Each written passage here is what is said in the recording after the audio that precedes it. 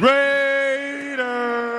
Oakland, LA, Oakland, Vegas, Raider Nation, wherever, forever! You got your old Uncle Mosh and Raiders Fan Radio from Murph's Fan Cave, taking a lighter journey into the dark side. Sit back, put your feet up, pop a top, and enjoy the ride. Here we go! Look left, look right, Bolitnikov, a leaping pass, touchdown! We miss you, we love you, and we'll see you in the Hall of Fame. When you have great coaches, then after you have great coaches, you get great players. You have a great organization, and you tell them one thing: just win, baby. Way up the middle, intercepted Filipiano at the 50, time running down. Oakland football, and I think Oakland victory. The Oakland Raiders have scored on the most zany, unbelievable, absolutely impossible dream of a play. Well, I love this team. I think this team can win. I think this team can win.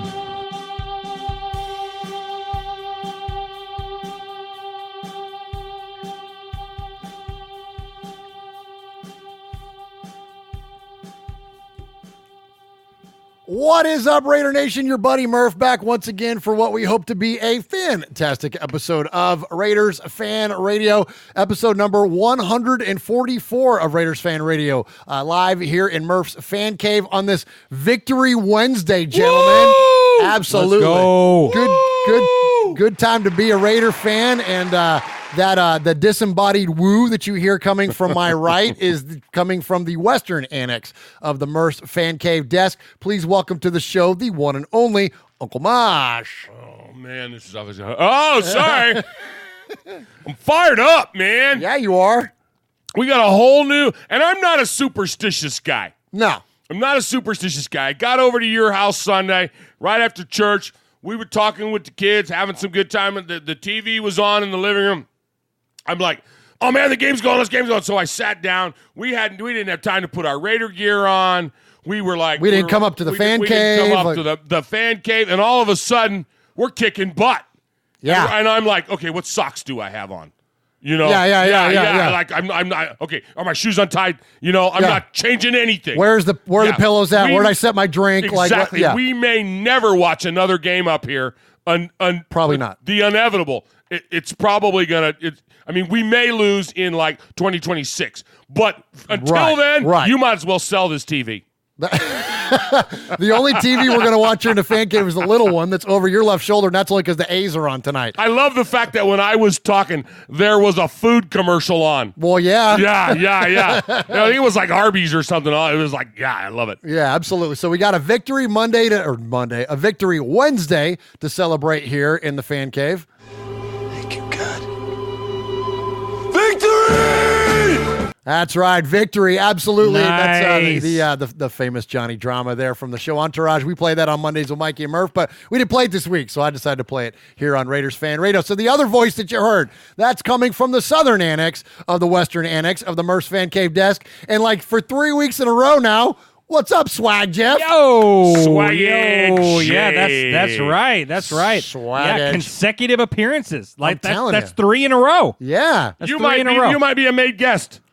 Oh, yeah, there you go. Nice. A made host. A made host. So, yeah, absolutely. So that's awesome. So welcome. Thank you for coming back. Thanks for having. Yeah, and thank you to my wife for letting me come play once again. Absolutely. Thank you, Miss Chris. We love you. Absolutely. Well, yeah. And in football terms, Jeff, you have certainly outkicked your coverage. I really have. yeah, I we really knew that. have. Absolutely. Yes, I have. hey, so the chat is at it already. Uh-oh, what are they doing? Atticus B. Rockin'. Shout them out. Shout them all out, Mosh. Khalil Mack, Bernie Mac, mac and cheese, it don't matter. Crossbone throws in there. Fleetwood Mac. Nice. Ron's in there. Raider Nation, Raider Ramon's in there.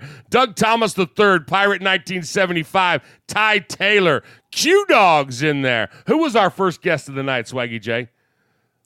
Remember early on who was the first? Atticus B. Rockin'. Yeah, and he Atticus made B. sure that we Rockin'. all knew. Atticus Well, yeah. numero uno. Awesome. Well, appreciate everybody joining us in the chat. If you want to join in the chat, which is the best thing now about our show, frankly. The chat knows more about football than we do. They're funnier than we are. They're more in touch with things. They become our brain. Like, there's things that'll happen during the show, and we'll be like, we don't know, and we'll ask the chat. Like, remember the first week, it was like, who lit the torch? And then, like, immediately, in the chat 2 was seconds. like, it's Lincoln Kennedy. And we're like, thank you very much. You know what I mean? So, so the chat's great. So if you want to join in on that, please do. You can find us just about every Wednesday night at just about 6:30 or 7 o'clock Central Time. That's 7:30. Watch me do this. Or 8 o'clock Eastern Time. Don't start doing math. 3:30. Boy, what time is that in Hawaii? Wait, okay. So Pacific Standard Time would be 4:30 or 5 o'clock. You can find us here at youtube.com/Murph's Fan Cave. And while you're there, please subscribe and please smash the bell, as the kids say. That way you can be notified whenever it is that we go live. And we go live at other times as well. We do all kinds of funky little things, like we'll go live in the car a lot. We call it RFR is Trippin'. And if you do like those, and I know there's been a handful of those where we've gotten some amazing response.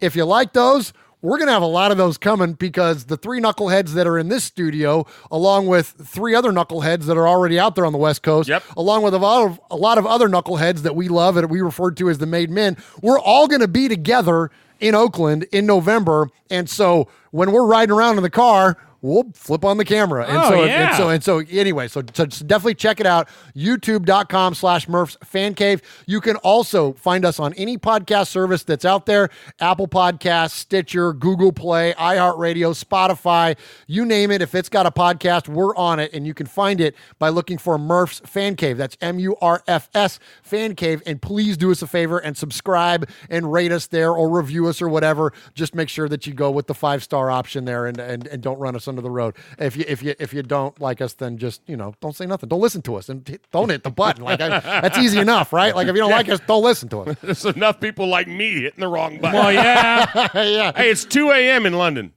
It's 2 a.m. in London. 2 a.m. in London, and it's 5 o'clock on the West Coast. And it's 5 o'clock in the West Coast. Can we get some of those clocks?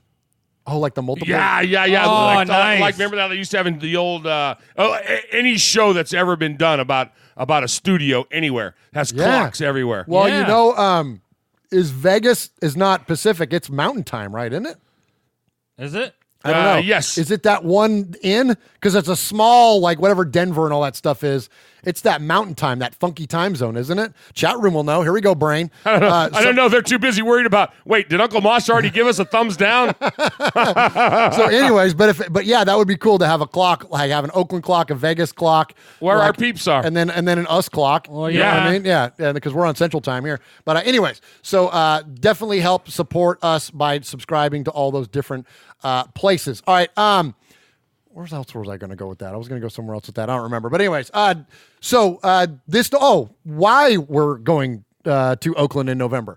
We're going out to attend the Raider game on November 3rd, of course, but we're also going to attend on November 1st the Bolitnikoff Crab Fest.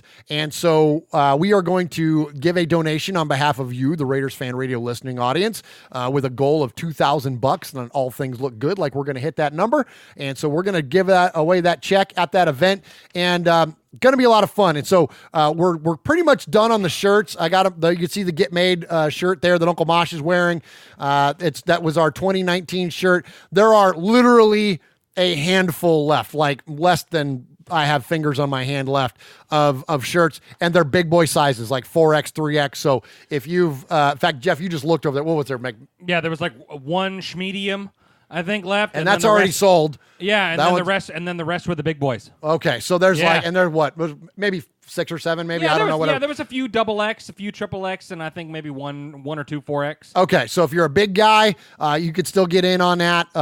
Definitely hit us up there. You can go to RaidersFanRadio.com/t-shirts and get the Get Made shirt there. But other than that, we're pretty much sold out. Yes. We are still taking orders at RaidersFanRadio.com/gear, and that's where you can order something custom, or you can order like a Fred Bolitnikoff jersey. Well, You can order something cool like what Swag's wearing, a hat like that. Yeah. Any of that kind of stuff you can order, and just please use our link, and then a portion of those proceeds will go to our fundraising, whatever. What's the word I'm looking for? Fundraising initiative. The money so we're not stopping at 2,000. If we go over 2,000, we're over. going to, it may be I don't know. 2,161 or right. But we're $2,090.48. We don't care. Frankly, we're starting to run short on time, and we're less than a month away, and we're not quite there yet. And so hopefully we'll make it. If we do fall short, we're close enough now. We're close enough. We'll just figure it in. out between us. Yeah. We'll sell some of Swaggy J's hats. Hey, so what is that hat? It's backwards. It's just are you a catcher? What's going on there? Turn that. Yeah. Nice. Nice hat. Nice hat. You like that better? I do. Now I can tell what you're wearing. Okay. Nice. So speaking of the Crab Fest, if you didn't get a chance to listen yet, I'll tell you what, I'm going to save that because I'm going to give respect to these guys in a minute. Swaggo, every week you gift us with some cool knowledge about Raider Nation. We always refer our episode number back to something significant that has to do with the team. And so what do you got for us this week at 144? Yeah, so it's 144 today. We are going to highlight linebacker Rod Martin. Yes. Rod Martin, Super Bowl stud. Well, yeah, Raider from 77 to 88. He had 14 career interceptions, and 4 of them he took to the house. Yes. Yeah, so 4 pick sixes, 14 interceptions, 144. Nice. Thank you very much. Good night. job, Swaggo. Like it. Good stuff, Jeff. Appreciate it. And we'll see you next week. Well, yeah. Sorry you got to go already. Yeah. That's all right. All right, so also around here, we give respect. We don't do props. We don't do shout-outs. Nothing wrong with those things. But, hey, we're Italians, and Italians, we give each other respect. You know what I mean? So we're going to give a little respect. So speaking of Italians, speaking of Europe, watch me transition this. Speaking of Europe, let's go all the way to the UK, and let's go to Silver and Black UK. I would like to give a ton of respect to Les Wilkie and Keith Smith. You know them from Silver and Black UK. You know Keith Smith is the guy that's the Crusader Raider. He's the one that dresses up like a Crusader at many, many Oakland games, and also, of course, when they're in London. And we had a chance to interview them yesterday. They are great guys. It was an absolute blast talking to them. It was great to get to hear about the origins of Silver and Black UK, the origins of the Raider Crusader, what they have going on in London this Sunday, and really in all the events leading up to the London game. Great guys and a great opportunity to talk to them. And I just want to thank them for joining us here on Raiders Fan Radio. And also, something that came out in that interview, Mosh, is that there's going to be like a contingent of like 20 of them that are not only going to be at the Raider game, they're going to be at the Crab Fest. At our yeah. We're going to? Yeah. Nice. So that's awesome. So we're going to get a chance to meet a lot of these folks in person. And he was telling me that like they do this every year. So they go out there, and what they do on their tables, they got like Union Jack flags and all their Silver and Black UK stuff, whatever. And he's like, we'll party and drink some beers and all. And I'm like, I want to sit next to you guys. Well, like, yeah. I know. So I hope our table is close to them because they're going to have a rip-roaring good time, man. Oh, yeah, for sure. And they do, because they sell, all their events throughout the course of the week leading up. They do a ghost walk, and they do a brunch, and they do all this stuff. Well, all the proceeds that they make from that, they donate to the Blitnikoff Foundation. So they're there to donate just like what we're going to do. It's way cool. So tons of respect to those guys. Thank you again for joining us. We appreciate you very much. All right. Next up, Uncle Mosh. You want to? I'll drop the name on you here, but we want to give respect to a guy for really many, many different reasons, and we lost him way too soon. But Steve Sable of NFL Films, his dad Ed is the proprietor of NFL Films, and Steve really took the reins and really created what NFL Films is today. The reason we want to celebrate him is that October 2nd would have been his birthday, and he passed away in like 2012 or something. It would have been today. Today would have been Steve's birthday. Yeah. And if you don't know, Raider Nation, he's the one that penned The Autumn Wind. He wrote the Autumn Wind, the verse, and then famously John Facenda recited it. We don't play The Autumn Wind a lot on this show because it can be a little bit of an overdone trope at times, especially in the podcast game, so we don't play it, but we're going to play it in a minute because it's synonymous with being a Raider and a Raider fan, and it still gives me chills at times when I hear it. But Mosh, tell us a little bit about Steve. Steve was an American filmmaker, and at one time he was the president and one of the founders of NFL Films. So people don't realize that because they associate him with the Raider legacy, but it goes beyond the Raiders. It was NFL Films in general. He and his dad had started that. So he began working with NFL Films as a cameraman, working for his dad. He did that, a long time ago. So after he graduated, he started working in the film industry, and his father got the rights in 1962 to that NFL championship game, and it took off from there. He of course, we all know him as the guy that penned the poem "The Autumn Wind," and it was, later on it was done for an NFL film. It wasn't done as a Raider promo. A lot of people think it was done strictly as a Raider promo. No, it was done as one of the NFL films. So that's the coolest thing about it. Yeah. Is it was, the question came up earlier, why does everybody hate the Raiders? Well, because cool stuff happens to us. Yeah. Because why did everybody love Steve Austin? Right, they hated him in the office and they loved him in the stands. And that's kind of how we are. Yeah. They hate us in the office, but they love us in the stands. Awesome. Very nice. Very nice. Well, we're going to play the Autumn Wind. We just want to celebrate Steve. And, Steve was a visionary, man. He was the guy that really brought the cinematography and the concept of movie to football. He would famously say that, baseball is all about geometry and basketball is all about armpits. He's like, you watch a basketball game, all you do is see people's armpits. He goes, but when you watch a football game, you see the jerseys, you see the colors. He won 35 Emmys. Oh my gosh. 35. They did an expose on him on 60 Minutes. Really? This guy was mainstream, man. That's he was awesome. mainstream. Awesome. Yeah. That's awesome. Really cool. Yeah, he was an cool. amazing guy. Absolute visionary. And of course, so again, here in Raider world, he's most famous for this.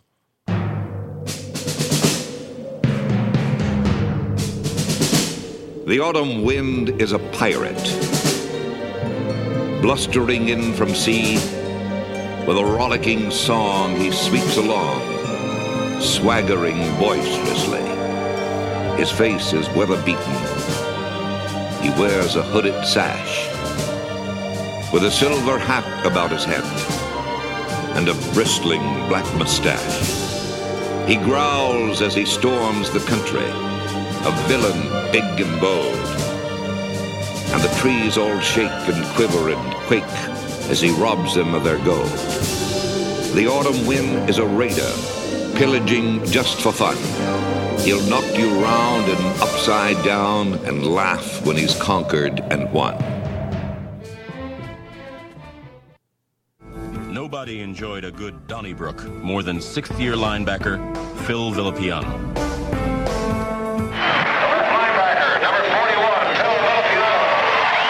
This is Phil Villapiano, and you're listening to Raiders Fan Radio.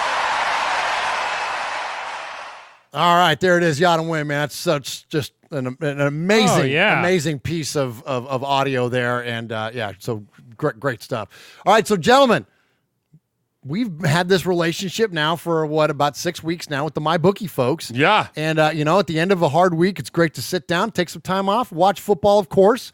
Game-winning touchdowns, 2-minute drives, running backs racing down the sidelines like Josh Jacobs with no one to stop them.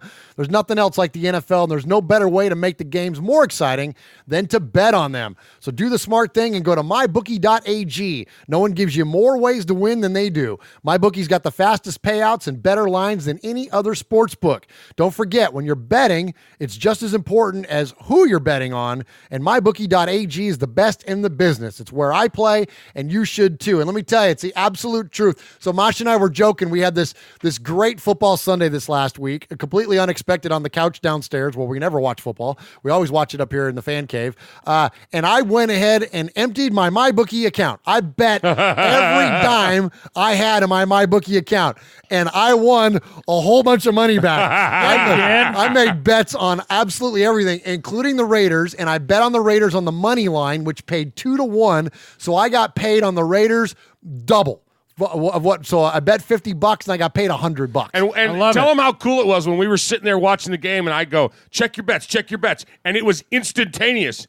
Yes. Remember, it was like even before. I think it was before that interception. It was right at it. It was right at the right interception. at the interception. It automatically paid. So my bookie is absolutely on top of it. I wouldn't be telling you guys to bet with them if they weren't the best. So do the smart thing. If you're gonna bet this football season, bet with my bookie. And if you're the kind of guy that likes to bet a little and win a lot, try a parlay. If all your picks come through, you'll multiply your winnings. And no matter how you bet, the NFL season is the best time of year. Join now, and my bookie will double your first deposit. That's what I did. Use promo code CAVE to activate that offer. So go in there, use your promo code CAVE. That's CAVE, and they will double your money. So if you put in 100, they'll give you 200. You put in 500, they'll give you 1,000. Go to mybookie.ag today. You play, you win, you get paid.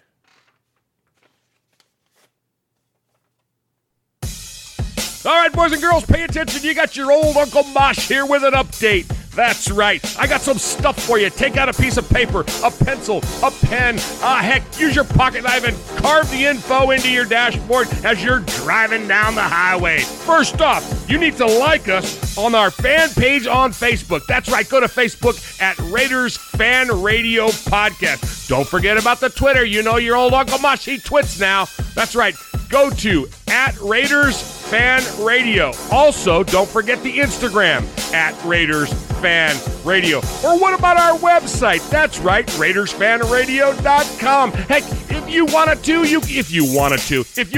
you can even email us show at RaidersFanRadio.com or call us on the Raiders Fan Radio hotline, 909-345-3346. That's 909-345-3346. Don't forget Merv's Fan Cave on the YouTube, where you can get all the show links like the Fan Club Blitz with Splatterhead and Fitz. Find all our stuff on podcast providers like Stitcher, iTunes, and Google Play. All right, did I hit the time limit? Good. Thank you, God. Victory! Yeah, baby! It is Victory Wednesday. What an absolutely just a blast this football game was this past Sunday. Mosh, give me some overall thoughts, maybe some standouts. What is your initial reaction to the game? We played like a team.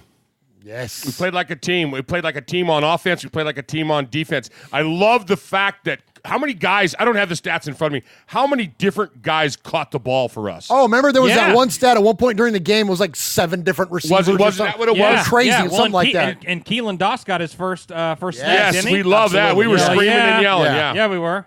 So that was my takeaway. My takeaway was I love the fact that we finally came together. Okay, it wasn't one of the best teams in the league. It wasn't a Kansas City. It wasn't the debacle that it was the week before that. But we looked good. We looked like a team that was fun to watch. It was a great Sunday. There was so many good games on. And ours was leading the pack. Yeah, man. It was awesome. Oh man, if only Detroit could have finished off KC. That was brutal. That was brutal. But it really was such a fun football Sunday, and it was just a really super fun game to considering how kind of boring the Vikings game was. Right. This was an exciting, fun football game. Swagger, what'd you think? It was night and day.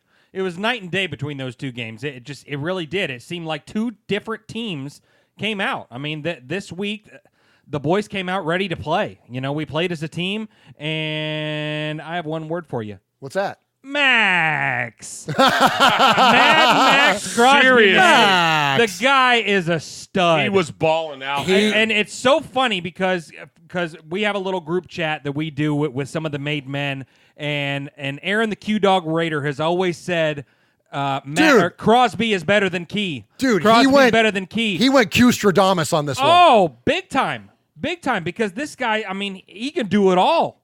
Yes. I mean, it's unbelievable. Now, Mosh, you and I were even talking about this during the game. Yep. Aaron, for a long time, has been saying, you guys watch, Max Crosby's going to outshine Arden Key. And I'm going, no way, come on. Now, Key's, because if you look at like their skill sets, their body types, like they're very similar players. Right. Yeah, sure.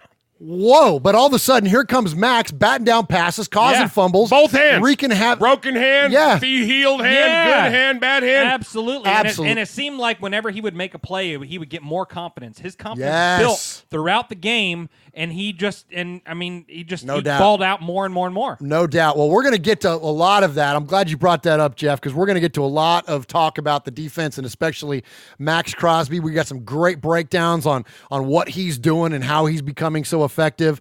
First, let's go to the other side of the ball. Let's go to the offensive side of the ball and listen to the 3 offensive scoring plays. Good time. Good protection. And the throw, and he's got him! Waller! After an 18-yard touchdown pass, it's an end around. It goes off to Trevor Davis with a blocker ahead. Yes. He's got Miller. He got a block from Waller, and he's going to take it in for the touchdown. Blocked by Miller at the left tackle to the end zone. Caught for a touchdown! Tyrell Williams! Yeah, so that was so fun. So that end around was just or reverse, whatever the heck it was. It was such a blast to watch. And Waller and Colton Miller leading the way downfield. But when we were watching the game, Mosh goes, "Look at 74! Look at 74!" Yeah. Like before the play ever even scored, you just got so excited to see the big man downfield. Oh, I loved it. Yep, I loved it. I was watching that play at home, and I woke up my son from a nap. My nap isn't quite. Or my son isn't quite a year old, and he was crying upstairs after that play. Oh my god! But it was cool. You played that. You played the clip of Tyrell Williams' touchdown grab, and that put him. He's tied for first in the league. How about that? He's tied for first in the league in touchdown receptions, and the way they have it listed, he's ahead of a guy that used to wear 89 on this team. Who is that? We don't say his name. We don't say his name. Yeah. I never heard of her. Yeah. All right. So speaking of being downfield, Colton Miller and Darren Waller. Mosh, I love me some mic'd up. I love the mic'd up clips. It's our favorite. Waller was mic'd up this week, so we've got his mic'd up to play. And when you listen to this, as I say every time we play these, you hear the violence of the contact, you hear the violence of the sport, the speed of the sport. It's so good to listen to. And I didn't realize how much blocking and how well he blocks. A lot of these clips, when you go back and watch the video of it, he's wrecking people in terms of blocking. Waller is, yeah. Yeah, like not is he a great pass catcher, but this guy can block downfield. Shout out to the fans, man. Shout out to my parents especially. Shout out to my trainer, Quay Mack, route master in the building. Shout out to Raider Nation, always. If it's ever a time to turn it up. You got to put a whole game together. If it's ever a time to turn it up.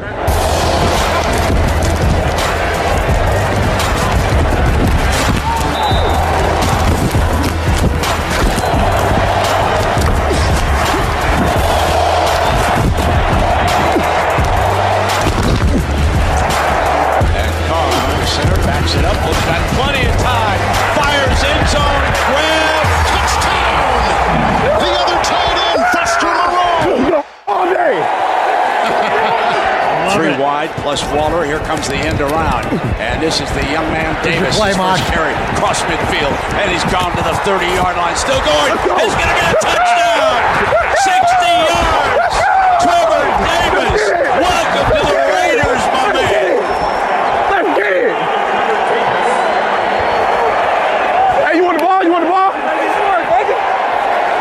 He went and got the ball for Trevor Davis. His first touchdown. Yeah. Nice.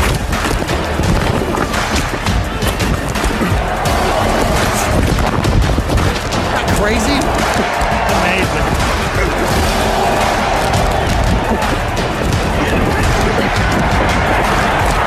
Five in the secondary for the Colts, and that's what Carr's going to look into, and he finds his receiver, Waller. I do this, bro. I do this. I love that, man. Isn't that the best? So much fun. Yeah, it's so cool. And he's another guy. We just talked about Max Crosby, but he's another guy that I feel like his confidence is just building. Yes. And you see, You're right, Jeff. Every week. He's got a little more swag to him. Yeah. Every week, you see him popping up after big plays and celebrating and doing all that stuff. I follow him on social media. He's really like. Is he a good follow? Yeah, man. He's getting better and better every week because because of all this. But it's good stuff, man. And he's kind of become. To me, it seems like he's Carr's favorite target. Oh, yeah. He's our leading receiver. Yeah, right? he's just. I don't have the stats in front of me, but I would say I'm pretty so. sure. And he's only one of a handful of tight ends that's leading their teams and respectively in receiving. Right. So but in terms of receptions, he's almost becoming Mr. Automatic. Carr's throwing the ball his way. 9 times out of 10, he's snagging that. and he went to him on a lot of third and mid-range, kind of plays. Absolutely. So he's becoming a sure thing, and I dig it. Absolutely. He's great, and we're not in the business of telling you that we told you so, but, Mosh and I, how long we been talking about this guy for? From the beginning. We just, because we thought his grandfather was cool, and just, we just always kind of liked the guy. out there. I mean, whatever. We just not to bring up old stuff, but you can go back to last year. We were talking about this guy before he became what he is. Before what he is now. Yeah. You guys aren't tooting your own horns, are you? No. We're all about humility. And, it's a family show. Staying in our lane over here. We try to bring attention to the once in 900 we're right. Well, yeah. All right. So, but as exciting as that Trevor Davis play was, the one that really got me jumping around the room, man, was Eric Harris in this pick six. It's picked off. Here goes Harris, and there go the Colts. That was awesome. That was awesome. On the first interception of the season by the Oakland defense. What a play! So, when was our last pick six? What a play! Chat room would know. Chat room might know. Yeah. I know Swag. I have no idea. It was before I became a fan. Just keep an eye on Harris. He's right here, okay? What happens is they're going to run the tight end across the field. He starts across the field, and then he fools the quarterback. The quarterback thinks he's got the coverage on Doyle, and he falls off. All right, so great play there by Eric Harris. To answer your question, the first one that flashed into my mind was when Mack picked off Cam Newton on like the 3-yard line or 5-yard line or whatever it was and trotted into the end zone. That was a pick six. That would have been 2016 year, I think. I don't know, but I'm sure there was one since then. Crossbones says it was Conley last year. Oh, there you go. Oh, we played the Browns. Yes, absolutely. Thank you, Raider from Rosa. Appreciate that. See, the chat is smarter than we are. The chat rocks. Nice. Thank you, guys. So great stuff there. Eric Harris, man, way to seal up the game.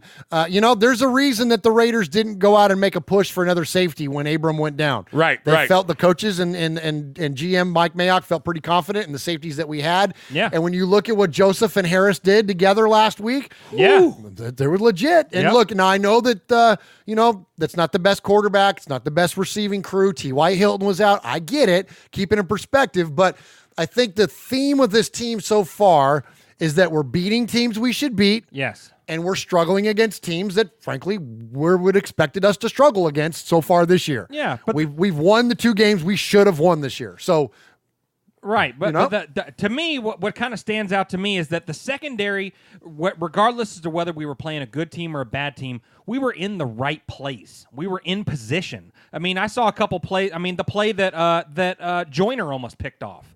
I mean, oh my gosh! Just in the right spot. Yeah. Good call. Because that was a pivotal moment in the game. That was early in the game. They were driving, and the drive stopped. It stalled after that. You're right, Swag. And I can't tell you how many times Murph and I were sitting here and we're going, man, when we start bringing these balls in that we're deflecting, that we're knocking out of the way. Oh my gosh! How many passes got batted up in the air, man? Seriously. Yeah. Yep. Good call. Very good call. And and you're right, because you look back at that Kansas City game, a lot of people were out of position. Exactly. So there's been some coaching going on, and very well done. All right, so let's go ahead and listen to the players on the field post-game. Hey, Raider Nation, we love y'all. We appreciate y'all. Hey, y'all hang in there with us. Hey, London, here we come, baby. Here we come. So let me set this up, Mosh, and you made mention of this not long ago to me. I need to do a better job of explaining who this. So this is Eric Harris. This is Max Crosby. This is Josh Jacobs. That's who we're going to hear from here on field. LaMarcus Joyner. First one on the road trip. We got to keep it going. Hey, we got to keep it going. Get another one next week. Raider Nation, let's go. Man, happy to be on Raider Nation. Score my first touchdown as an Oakland Raider. Feels surreal, and I'm happy to get more of these soon. Trevor Davis. Hey, Raider Nation, stand up. Stand up. Big dub, let's go. We're going to London. Man, shout out Raider Nation, man. We went out here and got another dub. On the flight to London next. Chicago next. Let's get it. Hey, Raider Nation, baby. We're going to do this strong, baby. I love it. I love their initial response from the players on the field. They're starting this new thing now where they're basically doing like little selfie videos on their way off the field after the game. It's fantastic. So all right, so the hero there, as I mentioned there at the end of the game on defense was I keep wanting to call him Dwayne Harris, Eric Harris with the pick six, and let's hear him in the locker room post game. I kind of just played it back, recognized the formation that they kind of gave us early in the game, and just kind of made a play right at the quarterback's eyes and made a play on the ball. What's the emotion when you hit the end zone? It's kind of surreal. It was kind of weird, to be honest, because there was nobody in front of me. I'm like, is this real life? Is this happening? Should I start running? So I scored the touchdown. Then obviously I'm more upset that I gave up the touchdown. With the possibility to put my defense back out there. I know we would have lived up to the challenge and everything, but to even have that opportunity to put them back out there in that situation. So I'm gonna grow from that. I'm gonna learn from that. Secure the tackle, get the guy down. On that pick six, how big were your eyes when that ball was coming in on you? It was kind of like a few guys in the locker room had said stuff like before the game, like you're gonna get picked, this and that, and you're like, okay. So it's been there before, it doesn't happen, and so it was just when the ball came, I was like, make the play, just catch it, yeah. All right, here we go. I love that. He's like, just catch it. Just catch it. And how sweet was it that our first pick of the year, man, goes back for 6? Oh, yeah. I know, right? Great. Right. So sweet. All right, let's check in with Coach John Gruden postgame. I'd like to say that was a great win for us against a very good team on the road, and I'll be happy to answer any questions that I can. Well, we have some good players. I'll start right there. We have good players that came to play today, and I give our guys credit. Indianapolis, they blitzed a lot throughout the game, which was uncommon for them, and we had to hang on to win. But it was a combination of our guys playing well and taking advantage of the opportunities that they had. I don't know. I mean, we're a long way away. We're building our team. We got a lot of young guys playing. We lost our right guard probably for the season today. Trent Brown disappeared. Our Z receiver is a guy I just met, Trevor Davis. I'm not kidding you. Burfict left the game. We had to go to a fullback on 4th down. It's just a bunch of guys that are playing hard. Well, it was for J.J. Nelson, honestly, and J.J. was a scratch. He showed up here today, couldn't go. Very disappointed in that. But the kid came in there and not only scored a touchdown today, but he made some plays for us that didn't show up on the stat sheet. All right, hey, Swaggo, so when you and I went and toured the draft stage during its construction, yes, this is on the heels of Gruden's comments there about Burfict. Where I'm headed with this. Yeah. Excuse me. So not long after we acquired Vontaze Burfict, Jeff and I were downtown. We were touring the draft stage, which was really cool. Oh, amazing. And one of the security guys was down there, and I noticed that he had a Bengals logo tattooed on the inside of his forearm. Yeah. And I said, hey, man, and I didn't have a chance to pull the audio, but paraphrase it. I said, hey, man, I go, what do you think about Vontaze Burfict? I said, we're big Raider fans. Tell us about Vontaze Burfict. And Jeff, what did he tell us? Yeah, well, we walked up to him and said, hey, man, thanks for Vontaze Burfict. Whatever, what do you think about him? And he goes, well, he ain't going to play much. He's either going to get fined or suspended. And unfortunately, that guy kind of called it. I'll pull that audio while we're sitting here. We're looking. Audio. But tell us a little bit about what I thought. Derek Carr had a nice leadership moment in terms of how he responded to this. You heard Gruden's comments were basically like, I don't want to get into it. It's, we're going to move past it quickly. He's pissed off. He lets the league know that he's pissed off. But I thought Derek, and look, one of the things about Derek that you could never criticize him on is the quality of his leadership. He is an absolute leader of this team, and he's also not the kind of guy that pushes back. Yeah. He's pushing back a little bit on this one, and he's also being a leader while doing it. What do you have to say? A little bit, yeah. I mean, he had nothing but good things to say about Burfict. He's a genuine, awesome guy. Obviously he's a captain. It hurts that he's not going to be out there. But, he kind of called out the NFL a little bit and said, hey, look, this guy was kind of going down already, and so you're going to hit the guy a little bit higher than expected. And Burfict, obviously he's had the history of the illegal hits and all that stuff, but Carr's kind of came to his defense a little bit and said, cut this guy a little bit of slack. The guy was going down already, was halfway down, and Burfict was already he had already launched himself for a hit. So yeah, it was a little higher than usual, but obviously you can see he doesn't agree with it. No, absolutely not. And I thought it was important. The way that he handled it, I thought was very fair. Yeah. And again, for Derek Carr is not the kind of guy to push back at all. So even that little bit that he did, like that rings. Yeah, it's a lot for him. Yeah, it's a lot for him. All right, so I think I found it here. So I'm just going to hit this button here and see if this works. Go for it. That is too cool. How's it going?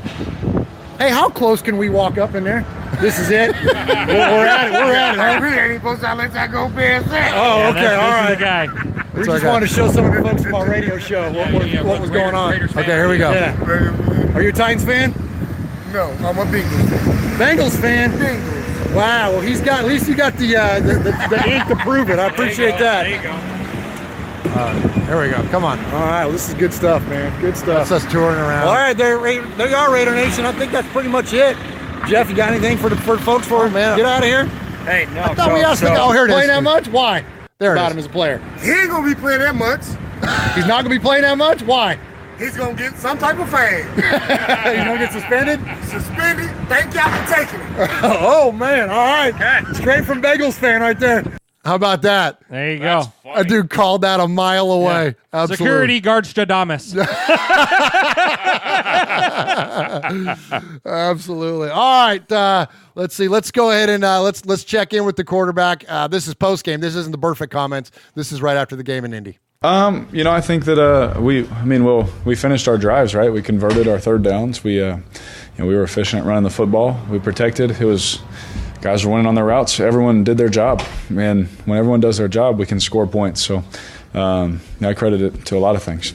Oh man, I'm sure he was super pumped. He did a great job. Him and JJ were splitting that play all week. So I guess they rock paper scissored to see who was going to play, and got it. But I'm happy for him. It was awesome. Such a big play. So I know he was pumped. Oh, we can always improve, win or lose. Again, there's so many things that happen in a game. You hear all the time, it's all about the details. And we'll watch the film. There's a couple plays that should have been even bigger plays, to be honest with you.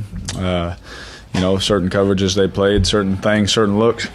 There's a lot of meat on that bone out there, that we felt bad as an offense for our defense. We shouldn't have, had it that close for them. It's huge. That's the main thing we said on the sideline. We got to go get points. We have to go get points. We got to, when you can take the clock away, awesome. And we were able to do that. And that happens by, finishing drives, finishing on third down, finishing on a fourth and, was it 4th and 1.5? It was a long 4th and 1, right? That was a big time. There's a whole bunch of big time plays in there, but had a lot of long drives, a lot of sustained drives, and it happens when everyone's just on doing their assignment. Everyone's on the same page, and that's what can happen. Mosh, so he's speaking there too about the length of that drive. So there was it was 9 minutes 65 yards. Yeah, is it? Again, I'm not trying to. This is not look. Hey, we were right, but a little bit. Last week we talked a lot about the West Coast offense, and we talked about how the West Coast offense works. When you saw the first drive of this game, we threw short passes to spread out the defense. Yes. We ran with Josh Jacobs, and then we hit a chunk play to Foster Moreau in the corner of the end zone. On this drive, 9 minutes, 65 yards, spread out the defense, ran Josh Jacobs, hit chunk play. Like, that's exactly what we were talking about last week. When it's working, that's what it looks like. And when we were watching that game, you're like, in the middle of that drive, you're like, this is freaking awesome. Like, they were milking the clock. They're converting first. Like, was that the most impressive drive of the year so far? For me, what I was seeing is it was testimony. It was as I'm watching it, I'm going, okay, Gruden. We've all known that he listens to the show. Oh yeah, but for them to actually put into play the game plan that you scripted out for them. What? Go back and listen to last week's show, and you told them exactly what to do. That opening drive was dead on. That opening drive was amazing. It was dead on. Yeah. But that's the concept, and it's not. And look, and that's not me sitting up here going, look. See, I told you that. Really, it's just look. If you understand what the West Coast offense is, that's what it looks like. Yeah. And so when you play a team like Minnesota that has a killer defense and knows that's what you're doing and can outplay you position to position and out matchup you and all that stuff, then you lose and it doesn't look good. And the key phrase that you just said is matchups. We had the matchups for our game plan. Yes. We had the guys that could put on the speed when they wanted to speed. They could juke. They could get people open. I mean, it was there and it worked. It kept working for us. Yes. You know, why change it if it's working? That's right. You know, absolutely. And so last week, you know, and maybe shame on me a little bit, but I wasn't super familiar with the West Coast offense. I've never been a part of a team that ran the West Coast offense. Yeah. And so I didn't really know a whole lot about it. But so I was actually watching for it, and to see it executed the way that it was pretty cool. It was pretty cool to see it work the right way. That's it. Is that when it works, it's really fun. Yeah. And you do get exciting plays, clearly. Yeah. You know what I mean? It's not just dink and dunk all game long, but you got it. There's a progression. Like a 56-yard run.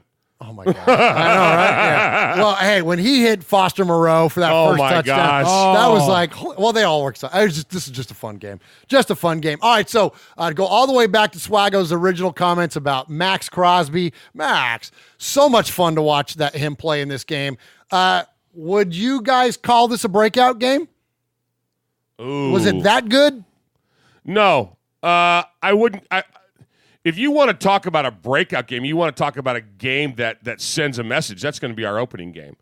That's going to be that was our game against Denver. Oh, okay. For me, with that term breakout game, that sent a message. Have we seen a player for the Raiders break out yet? Then? Oh yeah, we've seen a couple of them. We've like Swaggy said, we've seen Waller in 4 games. Yeah, we've seen, but was this a breakout game for individuals? Max Crosby. Yeah. Okay, so it was then. Yeah, absolutely. I mean, he had the forced fumble. He had all the swatted passes and stuff. Yeah, I mean, what do you have, 2 or 3? 2. Yeah, 2. He had 3. I think it was 3. They'll correct us, but I know there was one. I think it was 3, and he had the forced fumble and all that. Yeah, I mean, you got to think. And highly disruptive at the line. Highly disruptive, not just in the batted passes, but getting to the quarterback. They weren't closing. They weren't finishing with sacks, and that's been the knock on Arden Key is that we're not finishing those things off. But, gosh, you just feel like we're so close. Right, exactly. So, so this whole season, it's kind of been, I think it's probably been just a private battle between Arden Key and Max Crosby. Who's going to win that job? Who's going to win it? And Max Crosby, I think he won it. I think he won it. Well, and I like he was playing inside. Yes. You know what I mean? That's the other thing is that it was like, oh, he's only going to be able to play on the edge. He's only going to and look he was kicking inside. Disruptive as crap, man. Absolutely. So really good stuff. Running Bear says it was 2 for Max and 3 for Worley. Okay. 2 for Max and 3 for Worley. Yeah. Okay. All right. Good deal. I appreciate that. All right. Well, let's go ahead and check in with Mad Max Crosby post game. I felt good, we got a big win, so that's all that matters. Do you pride yourself in your hands up and making plays on the balls? Is that something you've always been good at? Or? Yeah, we got to affect the way in any way possible. If we're not getting sacks, we got to get hits on them, got to bat balls and stuff like that. So, I feel like we started getting more and more pressure as the game went on, and I feel like we did well. All right, I'm going to cut it there. He goes on for quite a bit, though, but we're starting to get short on time, and we got a lot more to get to. But to keep on the same theme, though, of how well he played, we're just 3 fans. We're amateur coaches in terms of football, in terms of Mosh's life. He's been a career and a professional coach at numerous times in his life, but we view these things as fans, and so we see the same things that you do. But there are some people that do this stuff for a living in the NFL, and former player and an excellent analyst is Brian Baldinger, and I've brought up his Baldy's breakdowns before on the show. Oh, yeah. And he did an awesome one on the Raiders this week on their defense. So we got 2 for you on Max Crosby and then 1 on Carl Joseph. Listen to how, now again, this is a professional analyst, a former athlete, someone that's clearly passionate about the game and is so incredibly well versed about the game. Listen to the excitement in him. And he's not a Raider fan. He doesn't get excited about teams like the team that like we do because we're fans. Listen to how fired up he gets watching Max Crosby. Drafted 3 defensive ends with their 9 picks. This Max Crosby showed up on Sunday. This is how you play the game. You take Jack Doyle and you just toss him. And then you take down 99 Hines violently. Watch this guy. This is how you attack a tight end. All these guys at the end of the line of scrimmage, just get rid of the trash. This is how you attack tight ends. You don't let them you just let them get in the way. You just take tight ends on a 2-point stance and you just trash them. That is an incredible play by Max Crosby. That's how the game is played. Well, now you shut down the Colts rushing attack. You play with a violent frame of mind. And that Max Crosby, yeah, that guy deserves a lot of attention. All right, good stuff there, Baldinger. Love it. Let's get to him one more. Effort is something everybody can control. Let's watch number 98 for the Raiders, Max Crosby, on this jailbreak screen. He recognizes it, and now he turns and he runs. Now let's just watch this effort here and see what he does on this play as Paris Campbell is doing what Paris Campbell is capable of doing, taking a little hitch and taking it to the house, except Max Crosby punches it out, and Carl Joseph is there to fall on it. Is this a brand new level of Raiders football that we haven't seen? Come on. In how long? Yes. I mean, that's just effort, Max. That's how you play the game. You control the screens. You control the plays. I mean, just watch this thing in real time now. Let's just watch this.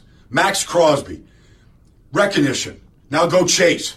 And don't stop chasing. And punch it out like popping balloons. Love it. The Raiders won that game. They made the plays. That's a fantastic effort by Max Crosby. Man, you don't hear analysts get fired up over players like that very often, man. That's legit. That's awesome. And that's a pro breaking down film right there, guys. And so there's a lot of good going on with the Raiders defense, and especially Max Crosby this last week. All right, one more. He breaks down Eric Harris and Carl Joseph working together in the secondary. This play, specifically by safety Carl Joseph, a Mountaineer. But watch this play. Colts down 21-7 in the second quarter. They're going to take a shot to Paris Campbell, who's just going to run this speedo route, and he's going to let that 4.4 speed just fly. Now, watch Carl Joseph here. He's a half-field safety now. He's in his back pedal. Look how long he stays in his back pedal. If this number 2 receiver goes out, he's got to stay on top of it. But when he sees the ball in the air, watch him flip the hips. Now, watch him make a break. The right angle here to Campbell. This ball's in the air 72 yards. They're going for the big strike through the rookie receiver. Watch how they close that. Eric Harris, along with Carl Joseph. You can't play that deep ball any better than what Carl Joseph just did and the way that Harris squeezed it. That's an excellent play by the Raiders secondary. All right, good stuff there. So, Carl Joseph had a big question mark coming into this season, and especially after Abram went out. And so far, he's answered the call. And oops, we just had everything blink out and die on us there. Oop, you're back. Okay, whoa, that was interesting. And we're back. That was interesting. Okay, all right. So, all right, next up, let's hear one more thing before we move on to the next segment. We're going to hear our buddy Nate Burleson on Good Morning Football. You know I love me some Good Morning Football, and he had a chance to go on there and kind of rhapsodize about the Raiders, and most specifically, Derek Carr. Derek Carr, you freaking haters. Quit hating on our quarterback. All right, for me, I'll be quick. That dude is Derek Carr. I know we don't talk about him enough on this show, but right now the Raiders are sitting at 2-2. They went in 1-2 facing the 2-1 Colts in Indianapolis, and Derek Carr went out there and lit it up. He was 21 for 31, 2 touchdowns. More importantly, as I like to point out, 0 interceptions, and he led them to a 21-point first half. That's the most points scored in the first half over the last 2 years. So obviously they caught some type of rhythm. And what I love about this is, as much as we can criticize Derek Carr, because we will and we have, and the way the game goes, we're going to again. When he is playing well, I want to shout him out. This was a tough game because I picked the Colts in this one. I thought that Brissett and the Colts were playing at a high level, and Derek Carr said, all right, wait a minute. With everything that this team has had to deal with, and that's Antonio Brown included, for them to sit at 2-2 right now, coming off a win at the quarter mark of the season, if you're an Oakland Raiders fan, you got to be patting yourself on the back saying we're just fine.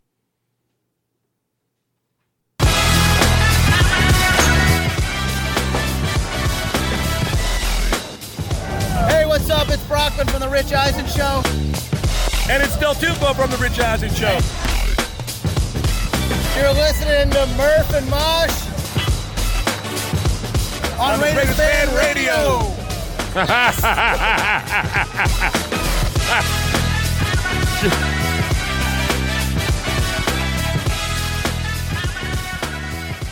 All right, Raider Nation, we're going to move on to the next segment here. We're going to get into some trivia, but first, you heard the disembodied laughter of Uncle Mosh, so that only means that something fun is going on in the chat room. So, Uncle Mosh, please tell us what's going on in the chat. Shout him out. What did Ron do? Everybody's there. Q's there. Crossbones is there.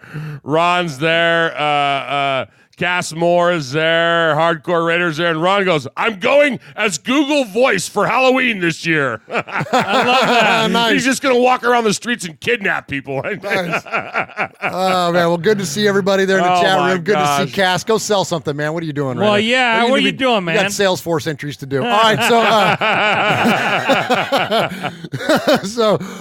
So, this week the Raiders are playing at London, Mosh. We got a home game in London against the Chicago Bears, against that number 52 and all the rest of them. And, they got a rookie quarterback that's going to be starting. We're going to get into a little bit of the outlook versus the Bears. But before we get into that, let's talk a little bit about the venue. Let's talk a little bit about the city and the fact that we're playing overseas once again back in the UK. And this week, AJ Cole, our punter, who I'm starting to like. This guy's kind of funny. Hey, when you're a punter, you got to have personality. Amen. Right. So he's pretty cool. He's got some good personality, and he's playing really well too, which certainly helps. Anyway, so he was on with, and I can't pronounce her last name. It's a very Greek name. Nicole's her first name.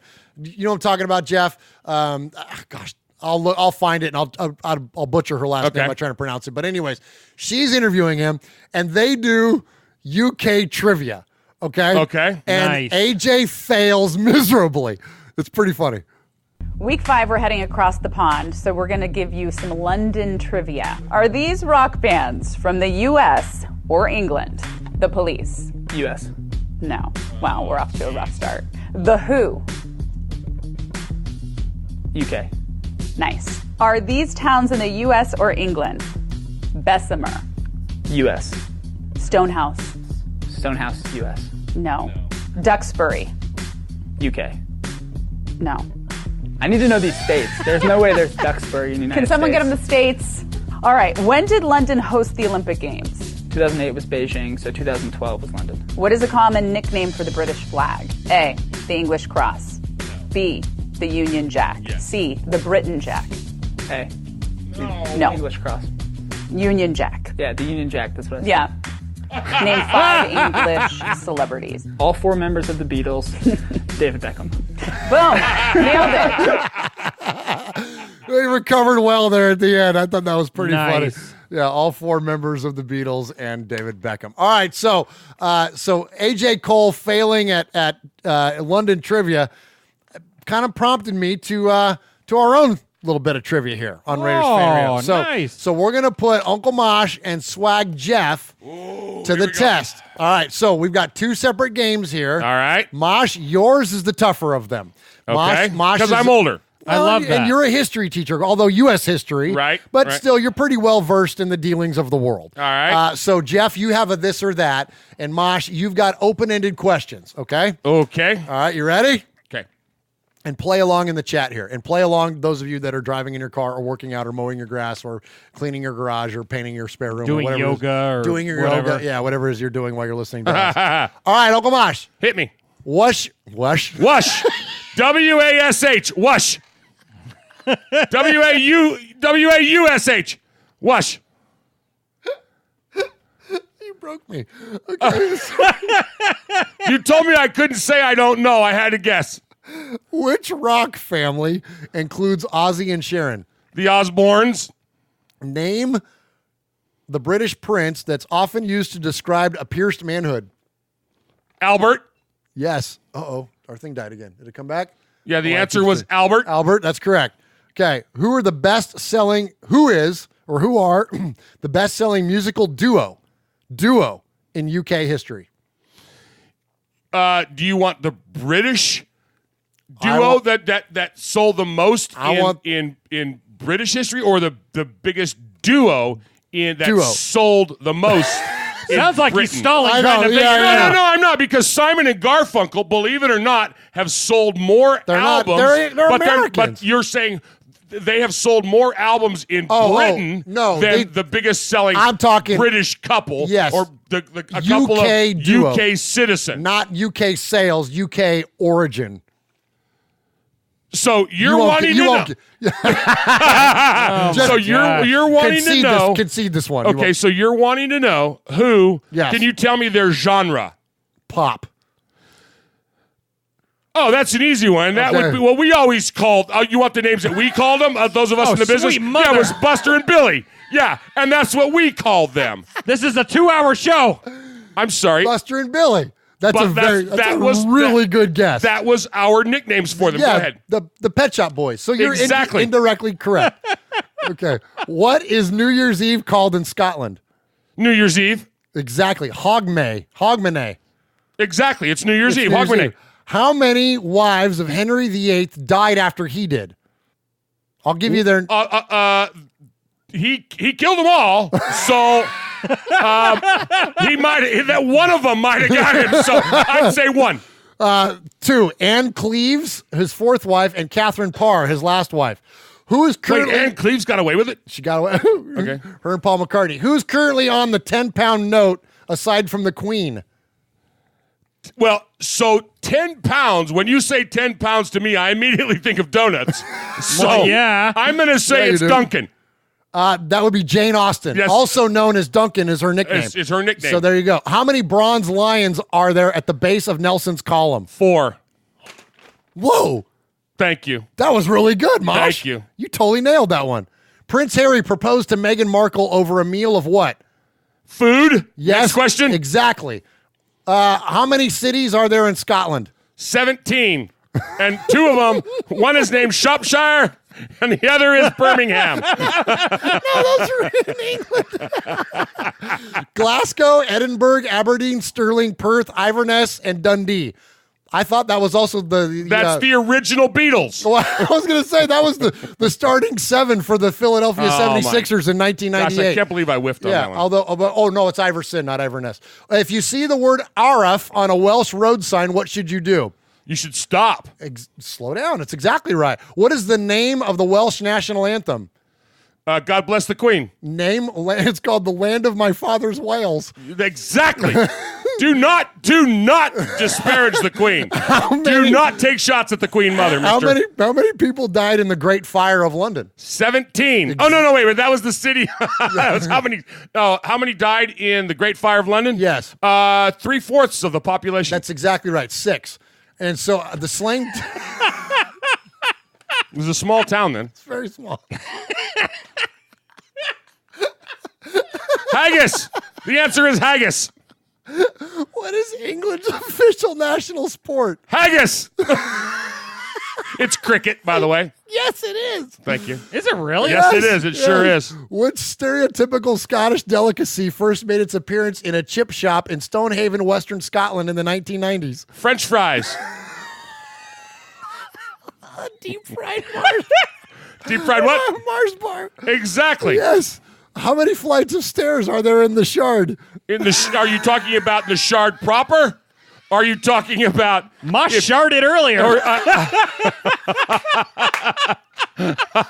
That was shart.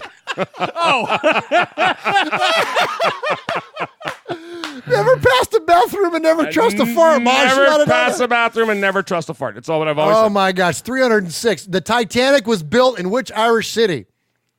Okay, give me a hint. It starts with a B and ends with a T. Belfast? Yes, sir. A traditional Irish stew contains which meat? Otherwise known as the Los Angeles... The lambs. Yes, sir. Last one. Sue Brown was the first woman to compete in which annual British sporting event? Oh! Volleyball! What? You didn't know this. Wait. That's a common slang term for boat racing. Especially in Oxford in 1981. I hit the wrong button. Oh my gosh. You cracked me up. Sorry. Oh, that was too funny. He clicked out of the chat. I went crazy. I got all nuts. I did pretty good on that. Actually, that was really good. You really did good. Thank you. I blew up my microphone. Haggis. Haggis is the answer for everything. I've completely blown up my mic here. What'd you do, buddy? I don't know. I was going nuts, man. Mosh had me cracking up. Oh, All right, my Jeff, gosh. you ready? I'm ready. Yeah. Okay, all right. See if I can top that. Okay, here's Jeff's game. Jeff's, yours is this or that. I'm going to ask you, or actually I'm going to state a name, and I want you to tell me if it's a famous Englishman, okay, or somebody that's included in the Raiders 1992 Los Angeles Raiders media guide, which I have here in front of me. Okay? Okay. So you tell me, Raider or English or Englishman. You ready? I'm ready. Captain James Cook. English. Nolan Harrison. Raiders. William Hinchcliffe. Raiders. Alan Turing. English. Horatio Nelson. English. Malcolm Stoll. Raider. Are you cheating? No, I would.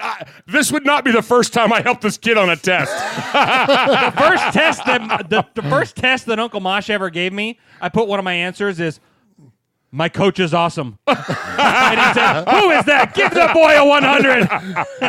He didn't really, and he goes, so the next 3 years I had him in class, and he's going, "Remember that time I got 100?" I'm like, "It didn't count for the year, dude." Well, yeah. Guy Fawkes. Raiders. David Beckham. English. Ethan Horton. Raiders. Stop it, Mosh. Sorry. Torin Dorn. English. Aaron Wallace. Raiders. David Attenborough. Raiders. Walter Raleigh. English. Michael Reddick. Raiders. You did pretty good, Jeff. Good job, Thank you. Swaggo. Thank you. Swaggo. Thank you. Thank you. All right, so you did good. So Horatio Nelson, Captain James Cook, Alan Turing, David Beckham, Walter Raleigh, all Englishmen. Great job. Nice. 2 of them. Guy Fawkes, no, dude, that's the remember the 5th of November guy from V from Vendetta. That's Guy Fawkes. You know what I'm talking? You know Yeah. Anyways, Yeah. David Attenborough, very famous actor. Okay. Yeah, he wasn't a Raider. I hadn't seen any of his stuff. All right, so the Raiders, though, Nolan Harrison, William Hinchcliffe. I thought that one was going to get you. Yeah, I Hinchcliffe. thought William Hinchcliffe was good. William Hinchcliffe. I know my Raiders. Yeah, you do. Ethan Horton, Aaron Wallace, Michael Reddick, Malcolm Stoll. I thought Malcolm Stoll was another one I thought would maybe get him, but it didn't. And so you only missed Torin Dorn was the only one that you claimed as an Englishman. That was fun. Great job there, Mosh. Great job, Swaggo. Oh, and so now it's my turn. Hey, this is Pete Koch, former Los Angeles Raider. Yeah, back in the old days, baby. And you're listening to Murph and Uncle Mosh, who happens to have the same hair as me. Check it out, Raiders Fan Radio.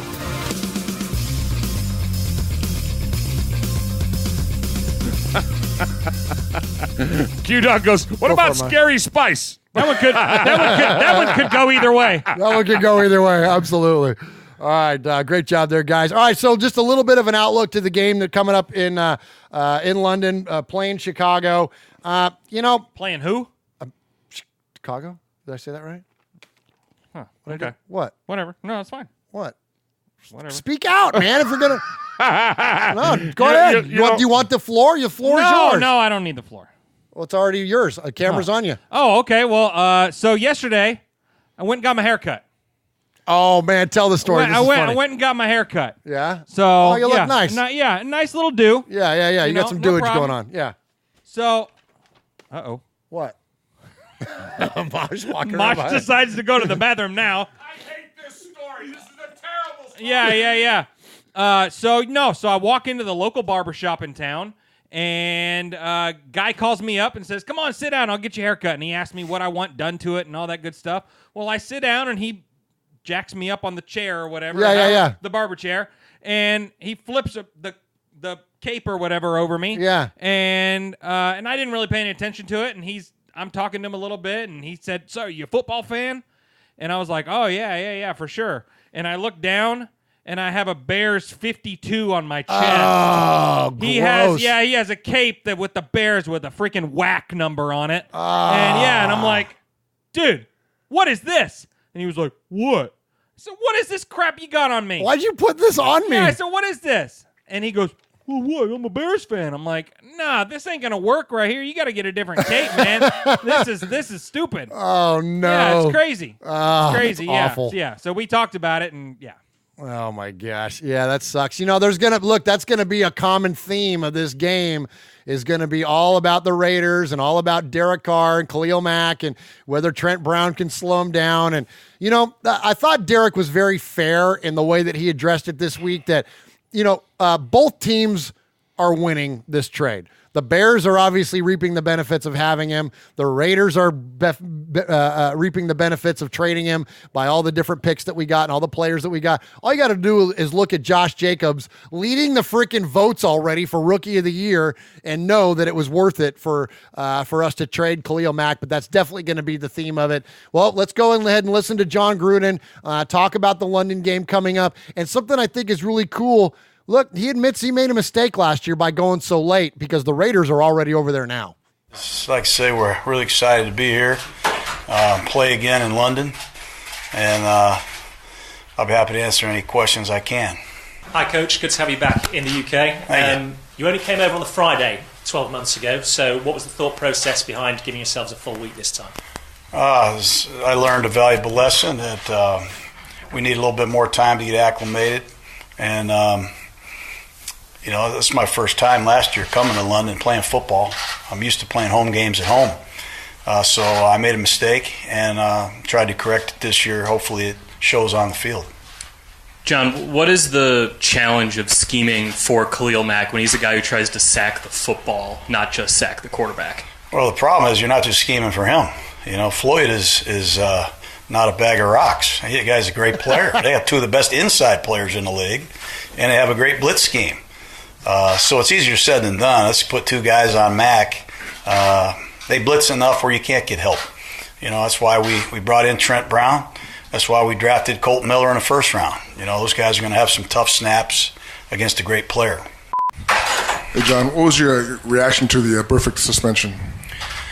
I'm not really going to say anything. I've talked to Runyon in the league office. He knows how I feel. It hurts our team really bad. And I'm anxious to see what the appeal says. I'm not happy about it at all. And I don't want to say anything else. I'm obviously upset about it. Yep, he sure was. So, so Mosh, what do you think? So, again, I mentioned earlier, you coached professionally for a long time, and I would say you still coach. You just coach theater. Like, you don't teach theater, you coach it. Like, you know what I mean? Like, you bring, I think, a lot of passion and uniqueness to the way that you to the theater game, man. It's different, after your long history in coaching sports like wrestling and cross country and all those great sports, track and field. So let me ask you this. When you make a mistake, you did something wrong last year. You blew it in a show, or you did something with the team. You put them in a bad spot. Whatever. The next year, how easy is it or hard to be forthcoming in that mistake? And how much grace and credit should we give John Gruden for like standing up in the podium and being like, "Look, I screwed up last year. This was my fault. We didn't perform well, and it's because I put us in that spot." So. You and I there's the big picture, the little picture, the global picture, the meta world, the mega world. Bottom line is this: we talked about it on Sunday. There was a pass that was thrown, that was dropped. It was clearly dropped, and what does a smart team do? They go right back to that same receiver. Oh, or it was Jacobs on the exchange. It was Jacobs on the exchange. That's what it was. Yes. So great. Jacobs clearly muffed it. But what did they do? They went right back to him. Exact same play. And that's what Gruden is saying. I messed up last year. I got here too late. I learned from my mistakes. I moved on. And I think that's what the winners do. I think that's what cool. the guys that know how to play the game, that know that, hey, this is where we messed up. This is what we did wrong. This is what we got to fix. You know, you have to be able to do that, and I do that. I do that with kids all the time. You know, if I give a kid a role that's too big, you know, and they mess up, you know, you got to fix it. You know, but you learn from it for the next time. You know, you try to improve them. It's the same way with coaching anything from the peewees all the way through. Man, you know what's that phrase? You get thrown, you get on the horse again. You know, you got to be able to. You know, you got to be able to see the improvement. So. The ball was handed to Jacobs again. Hey, the guy balled out, man. Yeah, so, he did. You know, and I think that's what Gruden's hoping is going to happen here is that he's going to learn. Swaggy. So speaking of Josh Jacobs, we printed out a bunch of notes and a bunch of fun little tidbits. So speaking of Josh Jacobs, he is right now the favorite for Rookie of the Year. That's awesome, and that's what like ESPN writers or something? ESPN. Yeah, NFL expert panel. Okay, all right, good deal. So good deal. So right now he's sitting up at the top. That's awesome. All right, so first off, just to kind of circle back, Nicole Zalumis is that woman that Zalumis. Nice. Zalumis that interviewed AJ Cole, and she's often associated with a lot of the Raiders interviews, so appreciate her and that segment. And I guess, guys, let's jump into the favorite part of our show. Let's hit the Sea of Fans mailbag, huh? Do it.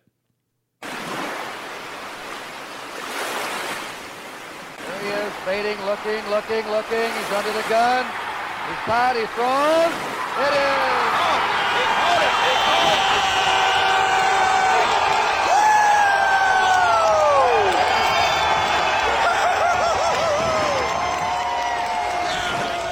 All right, appreciate everybody in the chat room joining us tonight. Richard Gonzalez, Chris Rubio is in there. Ken Chun is in there.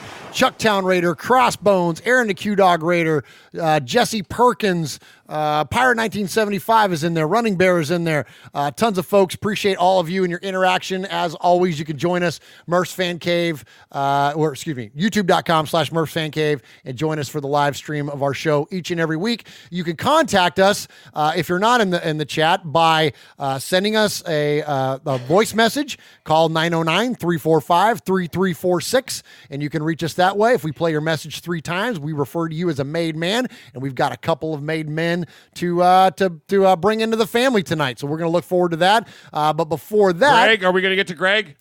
Oh, you know, I just don't think we had time tonight for Greg. I don't even think he did he? You don't even think he called in. No, sorry, Greg. You didn't even give us an update. Wow. Yeah. Well, I beat you this week. Did you? Yeah, that was my first win of the year. That's okay. I'm all right with that as long as all my Raiders are clicking. Man, we're good. It was actually a close game. Was it really? Yeah, it was. Nice. Well, yeah, because the Raiders played well. Raiders played well. But before we get to the calls, let's get to the emails. You can email us show@RaidersFanRadio.com, and we've got a lot of emails to get to tonight. Yeah, so Uncle Mosh and Swag Jeff are going to handle the heavy lifting on that. So I'm going to run to the restroom while these guys are handling the emails. Who wants to go first? Swaggy, you go first. Okay. All right. First email of the evening. Murph, Uncle Mosh, Swag Jeff, and Raider Nation. I listened to Mikey and Murph on Monday, and something caught my ear that's always bugged me. Mikey had an opinion that maybe Coach Gruden should be replaced, and he suggested maybe Sean McVay. Is Sean McVay available? Would the LA Rams let him go? I think we all know the answer to that one. Suggesting a solution that would never happen is no solution. John Gruden has got a 10-year deal for a reason. Our team needs to rebuild, and it's not going to happen overnight. We went from the oldest team to one of the youngest in one season. These young players are off to a good start and will only improve. Josh Jacobs, Cleveland Farrell, Max Crosby, Jonathan Abram, and others are a great look for the Raider future. Murph impresses me with his patience with Mikey. The Colts game was encouraging after 2 losses. The loss of Burfict was very unfortunate. The thing I noticed was the treatment of different teams by different officiating crews. Right. The same week, an Eagle player hit a Packer helmet to helmet and knocked him unconscious. The Packer was carted off the field, and there was no flag at all. There needs to be more consistent officiating across the league, and as my youngest son once said, after further review, the player that had the shield on the side of the helmet, automatic first down. Here's to a great showing in London. Raider Nation forever. Frank from NorCal. That's awesome. Good job, Frank. Nice. All right, so I got one of our guys here. Hello, Uncle Mosh, Murph, Swaggy J, and all the made men and women. I've been looking at film and thinking about our team. Right now, true starters at wide receiver, we have one rest of our wide receiver would not start, or just about any other team, mostly due to the fact they are very young and still have a lot to learn. We have one of the biggest O-lines in the game, but still not all the same page yet. We have rookie running backs and fullbacks. We have one of the best tight ends in the game and two up-and-coming tight ends as far as the offense goes. We can't judge them for at least 8 weeks, as it will take time for all the young guys to get their legs under them. I think Carr needs to go downfield, but when you watch the film, Gruden rarely calls routes past 15 yards. I think it is more play calling than Carr, though he does not get off the hook for overthrowing a few balls. But even at that, he is 6th in passing percentage. Now, our defense, we're the only team that just keeps 4 linebackers, and it's already biting us in the Our biggest issue is we are very young on defense as well. The team is one of the youngest in the NFL. Then you throw in the schedule we have, and you have to temper your goals of this team this year. And I said from the beginning, with the youth and this schedule, we'll be likely 8-8. This is a year where we can get experience for the young guys, get 1 or 2 more players in the next year's drafts, and add a couple of big free agents next year, and we should be playoff bound then. Just stand by them this year and let all get in the time, and we'll all make it. Excuse me, I messed that up.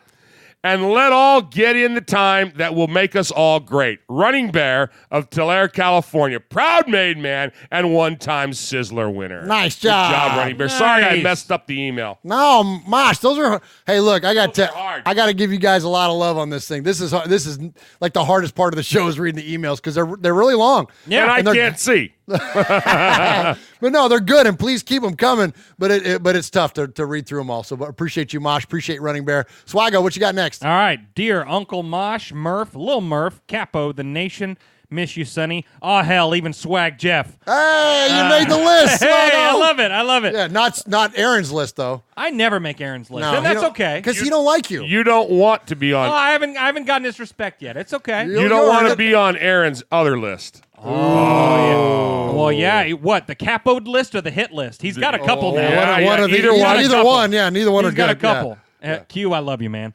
First, I want to say I just tuned in. I tuned into you guys first when rumors started swirling about Gruden coming back. I had mixed feelings about this, since who doesn't love a guy who gets in a fist fight with the Denver logo and flies home, but first stops by and asks for a job with the Raiders. But we hadn't had more than one winning season as you look, if you took out the Gruden years, since Bo beat up a Bengal with his leg as a club trying to get us to a Super Bowl, which would have happened that year if said tackle never happened. The short of it is this: I tuned in to hear what Raider fans had to say about without filters or sucking up. I gotta say, I've been a weekly listener ever since. It's been a rough couple decades. Thank you for being the voice of reason for us fans from breaking another TV. I wanted to give respect to you guys, so I bought a Get Made shirt. Hey, right on. Uncle Mosh got me to lose 20 pounds in 2 seconds because a 2X is $5 cheaper than a 3X. Anyway, between the charity and keeping our heads up, Al would be proud. Thank you, first-time listener, long-time listener, first-time email. Stacy Michael Ruff, Rough Rider 3277. Appreciate that, Stacy. What very kind words, man. Appreciate that. Thank you very much for the show support. Thank you for supporting the Blitnikoff Foundation. All right, next up from the Refrigerator Raider. Last Sunday's victory on the road at Indy was great for the morale and may help quiet some of the haters till London. I was really sick a week ago and could not send this email, so I will attempt at it this week. I watched the last episode on Friday, as that was when I was healthy enough to watch, and watched Murph break down the West Coast offense. He was on point in his analysis of the system. Now, about a year ago, I called and spoke about 89, the name shall not be said, being open in the secondary and Carr not finding him. I spoke of coverage roles I seen in L.A. doing the early part of the game we played last year. Whether it was cover 2 or 3 teams would shade their linebackers to Cooper's side and attempt to discourage Carr's progression of the field and take away his number 1 receiving threat. This really limited us offensively, as we did not have another viable option other than Cook. Well, this year's a bit different. Teams are expecting the dump downs that Carr and the West Coast is known for. Good tackling teams, such as the Vikings, really limited us, and they just kept their spots on the field and then closed quickly as soon as the 2 to 4 yard pass was thrown. Great point. That is a great point. That is a problem, but it is not the only one I'm seeing. I'm not seeing Carr go through his progressions. Well, he didn't have the time against the Vikes that he had last week because he went through a bunch of them. I'm not seeing him throw with anticipation. I'm seeing spot passes, which are spots that you throw to on the field, which again require anticipation. Now, maybe that is because he does not trust the process or the weapons, but it is visible and needs corrected. I really want this offense to open up a bit, and it would help if we trust the protection and wait a moment or two longer and anticipate the receivers opening up. I believe that only 8 targets went to wideouts in the game at Minnesota. Furthermore, I did some research and looked back at 10-point or fewer offensive performances. We had 5 in 2017, 5 in 2018, and if not for a garbage touchdown against the Vikings, it would have been 2 already this year. The times we scored 17 or fewer is almost as often. These are things that I'm worried about. So my question is this. Is it time that a new offensive philosophy is implemented? I mean, even the Colt game had its problems in the second quarter after a 21-7. At about 12 minutes left, we had 9 plays for -3 yards and the rest of the quarter. That is not good. Anyway, just some thoughts. Sincerely, Jesse in Kentucky, a.k.a. the Refrigerator Raider. Nicely done, Jesse. Been a minute. Nice. Yeah, been a minute since we heard from Jesse. Great job on the email there. Appreciate you reaching out to us. And Mosh, is it still 4-1 over there? Let me take a look. Are we getting killed? Yeah, we're still 4-1. Yeah, we're still 4-1. We're getting killed. Come on, A's. All right, you got another one, or is it me? No, you All again. right, so now where do I get to go since I won? Are you clocking back in again? Yeah, I'm clocking back in. I won the contest, okay, about the Over the Pond. I call it the first ever Over the Pond contest. Yes. So I get to read the emails from Over the Pond. Since it is UK week. It kind of is, and it was nice. We had the guys Silver and Black UK on, and then we heard from so many of our folks over there in Scotland and England, and yeah, absolutely, great stuff. Please, Mosh. All right, hey fellas. Well, oh well, that victory against the Colts had quieted down some of the negative betties until the next time we lose. In all honesty, our 2 losses this season have been against 2 very good opponents.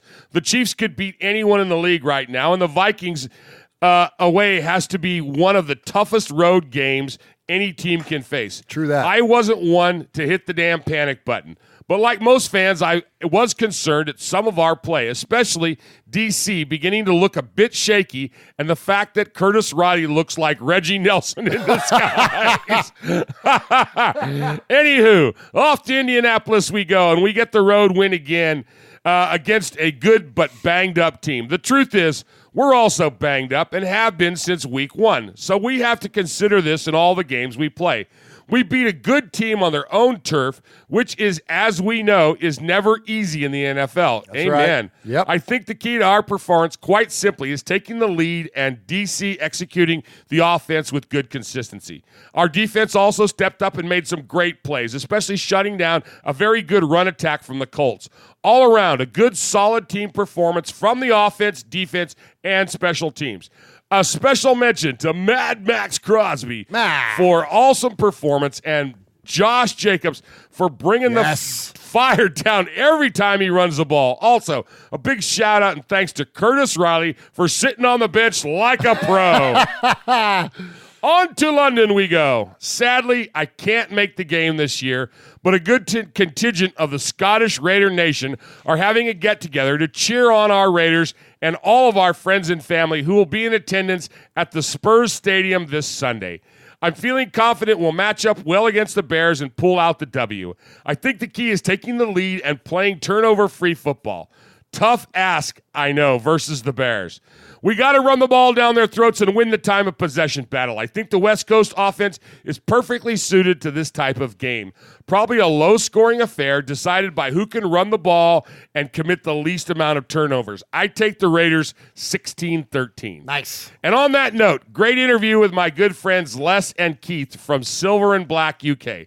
Those guys are amazing and as passionate Raider fans as you'll find anywhere in the world. Agreed. SBUK truly is a great booster club full of dedicated, hardworking people who just love the Raiders and are committed to keep providing opportunities and experiences for all of our great fans. If this weekend is half as good as last year, it'll be amazing. Just want to mention the RFR Fantasy League, and your man here is sitting at 4-0 after beating Swaggy J badly last week and pulling off a close win versus Greg this week. That's why Greg didn't call in. That's why we didn't hear from him. Uh-huh.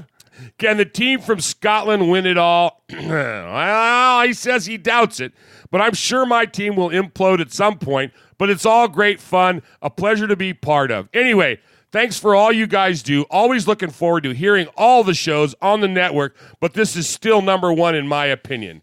Catch you all later. Kev from the SBUK, 24-karat Kev. Oh, nicely done. Very, very good cool stuff. So, Mosh has got the silver and black UK pin on his hat. There, he always rocks that on his hat. And here's the patch from last year, the London game from 2018. Nice. They sent us from Dundee, Scotland, Raider Nation. Like, I'm telling you, man, Raider Nation is deep in the UK, man. It's awesome. It's awesome. It's so cool. It's so cool. And I want to touch on something in his email from 24-karat Kev, and this came up during the game when you and I were watching, Mosh. When we saw we had a lead and we saw that there was 5 minutes left on the clock, what did we say? Boy, this is a time when we would miss a Marshawn Lynch. Right. We wonder if Josh Jacobs is the guy that can be our closer. Sure was. Looked pretty good, didn't he, guys? Absolutely. Absolutely. Yeah, good stuff. All right, and our last email of the night. The email that's always the last email of the night. Oh, must be from Mississippi. It is. It's across the pond, but it's really just down the road. Good evening, guys. Hope all is well. There's nothing quite like a Raiders W, is there? Bird song is sweeter than the sun is sweeter. The sun seems warmer, and the world just seems to make more sense somehow. Even Mikey Raider goes easy on his stress balls. Love you, Mikey. Wait, oh, never mind. All right, the game in Indy finished. Let's keep it going. The game in Indy finished closer than expected. You could be forgiven early on for thinking it was going to be a blowout as we started so well, then we shot ourselves in the foot with the fumble. The crowd got into it all of a sudden, and a real game ensued. But I was really proud with the way the guys stuck to their task and sought out the win. Some big individual performances again. Step forward, Josh Jacobs, Darren Waller, and some sweet plays from Trevor Davis and Eric Harris. But what pleased me most was the team really held it together against a decent Colts team when momentum started to change at times throughout the game. We showed a lot of character. Yes, there were still mistakes on either side of the ball at times, but we're a work in progress, which some people would do well to remember. I don't want to hear anyone saying we only beat them because they were depleted either. Just point them in the direction of our IR list. If we had half those guys available to us, our weekends would be sweeter. On to Vontez Perfect. I believe that 90% of the guy is exactly what we need on the team, but the other 10% is always near the surface with characters like him. And when it pops big. However, I do believe that the suspension is too harsh. Even with his past record, I hope he wins his appeal and gets it reduced because we keep losing players to injury, so we'll need him going down the stretch. I won't hold my breath, though. What really annoys me about the whole thing is the lack of consistency with the calls around the league. Yes. The perfect hit on Jack Doyle was nowhere near as bad as the hit on the Bills quarterback. Amen. Yes. But as I write, nothing has been done about that. I think that's what pisses people off more than anything. Sunday will be tough, though, but not impossible. If we don't fall behind early, we have a chance of pulling off a close win. So let's stay positive, everybody. A win Sunday, a bye week, and time to heal the wounded, and the Packers game becomes really mouth-watering. 4-2 could be on the horizon. Oh. Sorry. I was getting ahead of myself too much. Thanks as ever for all your work and best wishes to the A's in the playoff game. Hey, Murph. Hey. Hope they do it for you, my friend. Love you, Raider Nation. His Lordship, Paul Egerton, Shropshire, Mississippi, Pauly Award winner 2019, the Sizzler scorekeeper, a proud made man, and the one-time winner of the Raiders Fan Radio Sizzler Award. Nice. Whoa. Nice, Paul nice. brought the heat this week. Yeah, he did. Yeah, he did. Nicely done, Uncle Mosh, conveying the message too, man. That's a great job on the emails, guys. What do you got, Swaggo? Yeah, so checking out the chat, we have a new viewer, Watcher Anshar. Okay. Or Anshar. Sorry if I'm mispronouncing that, but he's from New Zealand. Oh, I love it, man. Yeah. So cool. Yeah, cool stuff, man. Very cool. Welcome, and I hope you enjoy this. Oh, man. So, so what Is he from Auckland? Yes. That's actually the only town I know in New Zealand. Is he really? Yeah. Uh-huh. Yeah, he sure is. So New Zealand, and then last week it was Belgium, and what was the other one? No, it was from Germany. Okay. It was Peyote High. No, was it Peyote High? Peyote Dreams. Peyote Dreams in Germany. Well, you just flashed back. I just went, man, I got one of my students watching. I got to be nice. But I think 1968 is out of the statute of limitations, I right? think you're right. I think you're good. Yeah. I can't go back to California, but okay. No, I forgot we got to smuggle Mosh into the Oakland Coliseum. Never mind. Because the last time, never mind. Anyway, moving right along. No, it was from Ukraine. Yes, it was from Ukraine. Ukraine. Absolutely. So Germany and Ukraine, from there all the way down to New Zealand, man. That's fantastic. So cool. And just got done reading emails from Scotland and from we joke about Paul being from Mississippi, but that's only because he's west of Birmingham. He's actually there in England and Shropshire, England. So great to hear from him. Thank you to all of you. Once again, show@RaidersFanRadio.com. Send us an email and we would love to hear from you. All right, so if you call the show, you can call us at 909-345-3346 and leave us a message. If we play your message 3 times, we refer to you as what is either a made man or a made woman, and we celebrate you in that way. And we have 2 to induct tonight into the family. And in terms of our made men and made women, we have a leader. We have a captain. We call him the Capo. He is Aaron the Q-Dog Raider, and we always kick off our calls with a call from him. Greetings, it's Aaron, your Q-Dog, Capo, Raider, coming to you from the great state of Texas. Now look, Mosh, Murph, Sonny, Little Murph, Sergeant at Arms, Big Raider, Trucker, Mojo Raider, the usuals. Listen, housekeeping. I listened to last week's show, and, I was in the chat group, what I'm saying? Everybody was putting out their 2 cents on, the 1 and 2 start, but we're 2 and 2 now.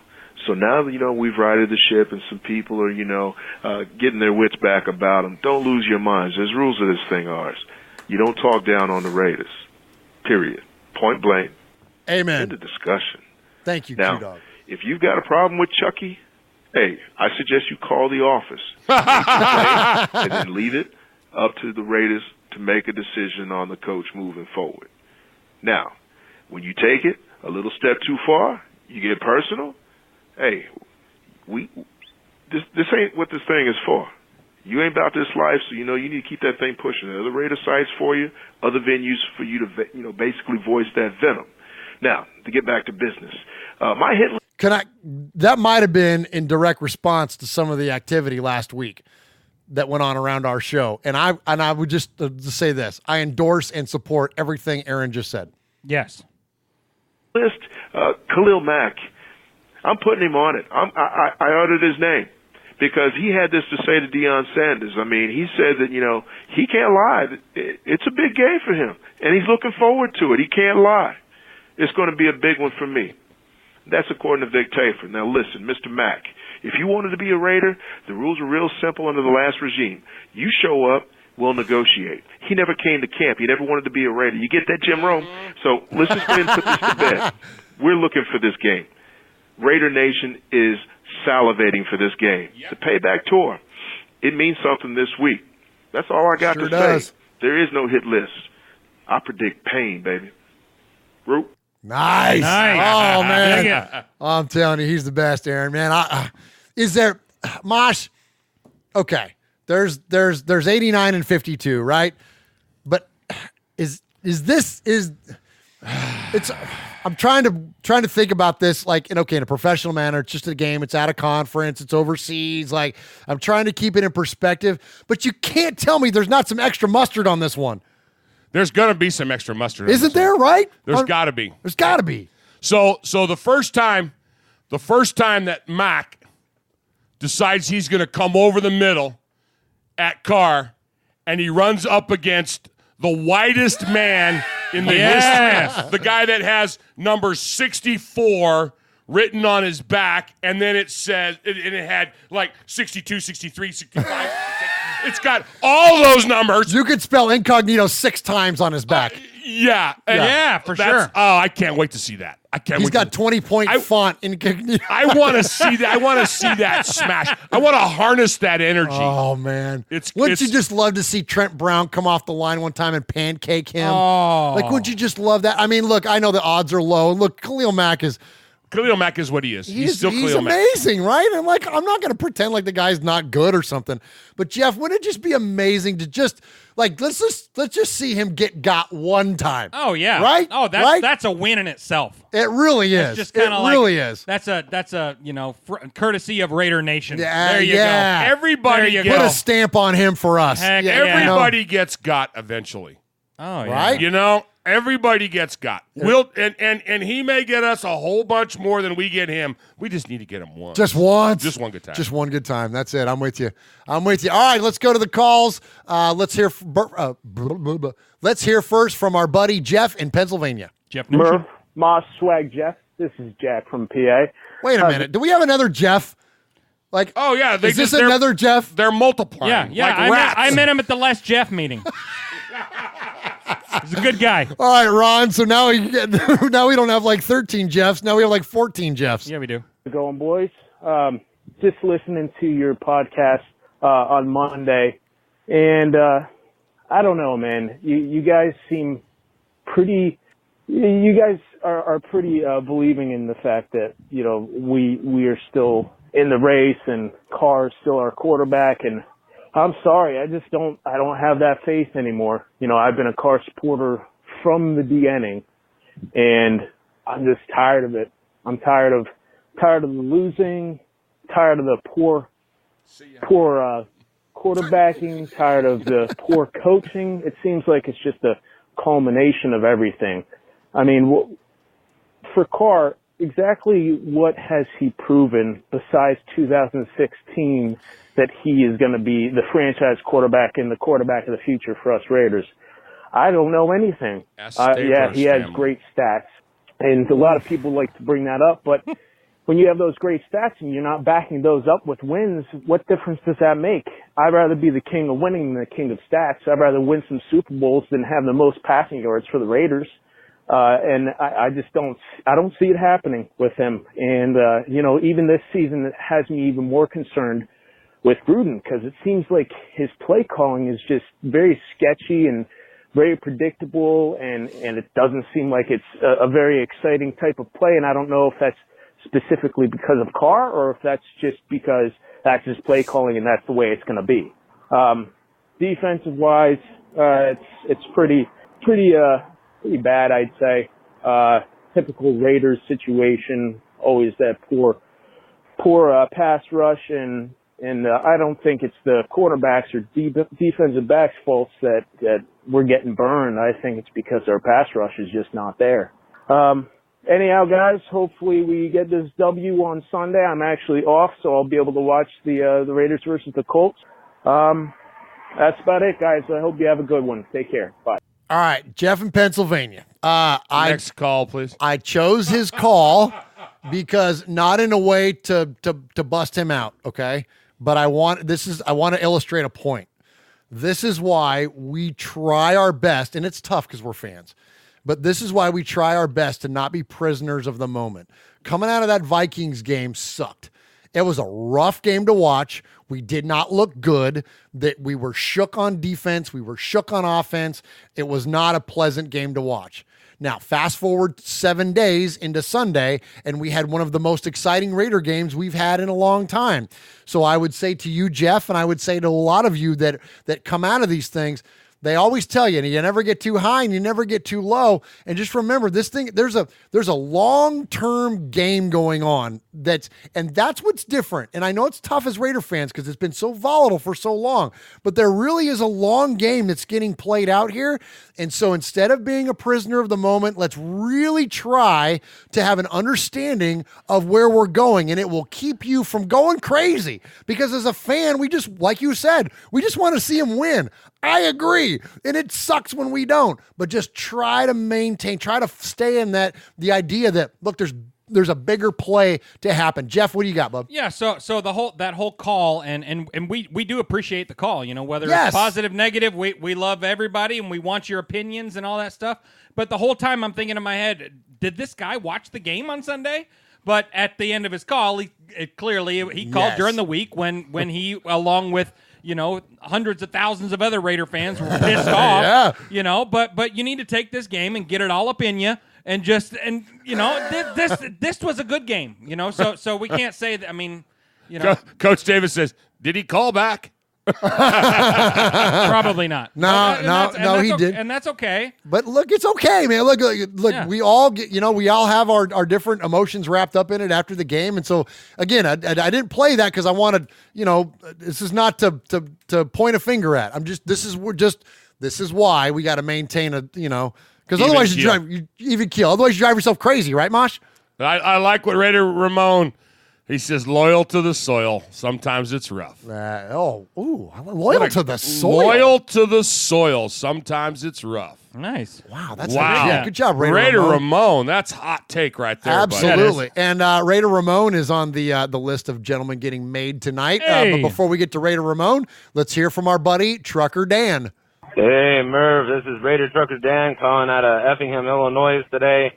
I was able to watch the game here at the truck stop and, at the TA, and Raiders look pretty good. We played much better. The first half, it came out fast in the first quarter. We got up to like a 14-0 lead and 21-7, but we were able to hold off 31-24. Great win by the Raiders. We are now 2-2, Raider Nation. Don't doubt Carr yet. Carr was looking good, but we still want to see a little more consistency. I would like to see him put two good halves together, then we'd be really kicking butt. But I think what the Raiders lack is another receiver. I think if maybe we need to trade for Stephon Diggs. I think that would be a great opportunity. He's out there. We did what we needed to do. We needed to stop the run. We stopped the run today. And I like Mason Crosby making plays, knocking passes down. What about that Davis guy that we traded from Green Bay? First carry goes all the way for a touchdown. As a receiver, getting a little handoff. And I thought that was bittersweet for his first game as a Raider, and he gets a touchdown. And no interception thrown by Carr, so he was able to manage the game. And Josh Jacobs, the closer, able to close it with some first down. Yeah. And what about Eric Harris getting his first pick six of the season, first defensive pick six? So I thought that was sweet. I thought the refs were a little lousy, when Carr got hit, when he almost kind of got hurt a little bit. Oh, yeah. They should have been rubbing the passer. It's the second straight week they haven't called it. It's really pissing me off. It's because he doesn't spell But hey, Carr, we got the win by any B-R-A-D-Y. means necessary. Now we got the Bears coming up. Very They got true. a very good defense. And we just got to hold up against the Bears and put up enough points to win. It's going to be a tough game, but I think we can pull it out. We'd be really good if we can go into the bye 3-2. Let's get that done. A good win, Raider Nation. We got the win. We're at 2-2. We're still in second place. Let's keep building on it. All right. Everyone have a good one. Take care. Raider Nation, just win, baby. Good job, Trucker Dan. Mosh, you kind of hit on that, right? Build on that a little bit. We were talking about the hit on Carr. And I said, yeah, the only reason we didn't get the flag is because Carr is not spelled B-R-A-D-Y. It's the truth, you isn't know? it? There's been a lot of violent hits around the league this year Yes. that and look, quarterback treatment has been a thing for a long time. Joe Montana, John Elway, like all the greats have had the benefit of getting the extra treatment. Tom Brady is probably the biggest benefactor of it. Heck, it happens even in basketball, right? You get superstar treatment. Sure. It happens, but some of these are egregious. I mean, that hit on Josh Allen, and speaking of the Patriots, that they laid on Josh, it took him out of the football game with a concussion and nothing. Nothing. Yeah. No ramifications, long lasting whatsoever. And in the meantime, our guy gets suspended for the year. If you take the player away and just look at the action, is that the same result? That's all I'm asking, League. You know what I mean? So, all right, next up, we got one more. So that was Trucker Dan's third call. We got one more third call, and that is Raider Ramon. So we'll listen from Raider Ramon. Congratulations, and we'll hit the music. What's good, Raider Nation? Murph, Mosh, Swag, Q. Just checking in on the season. No lie, we're looking a little rough. Think we're going to have to strap down on D and put our first rounder to work. Little old Josh Jacobs. Aside from that, for everyone heading to Oakland, like me, it'll be our last visit to our home. We've been to Oakland, to LA, to Oakland again. This one seems a little bit more permanent. So when you go to the Coliseum, make sure you say goodbye, walk those upper decks, go to the Torch, show up early for tailgate, and stay till they tell you to leave. Traffic is horrible anyways, so no rush, right? Walk through the tunnels, let them know whose house it was, is, and forever will be. Raiders!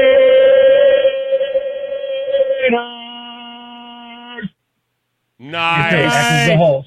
Win, lose, or tie. Tell them under the dirt. One nation. Raider Nation. See y'all for Raiders Lions. November. Raider Ramon out. You are a made man. You showed you are part of the family by participation. By chance, a man like yourself should make enemies, then they would become my enemies. Showing you are a friend of Raiders Fan Radio, you have leapt across the line. Friendship is everything. Friendship is more than talent. It is more than the government.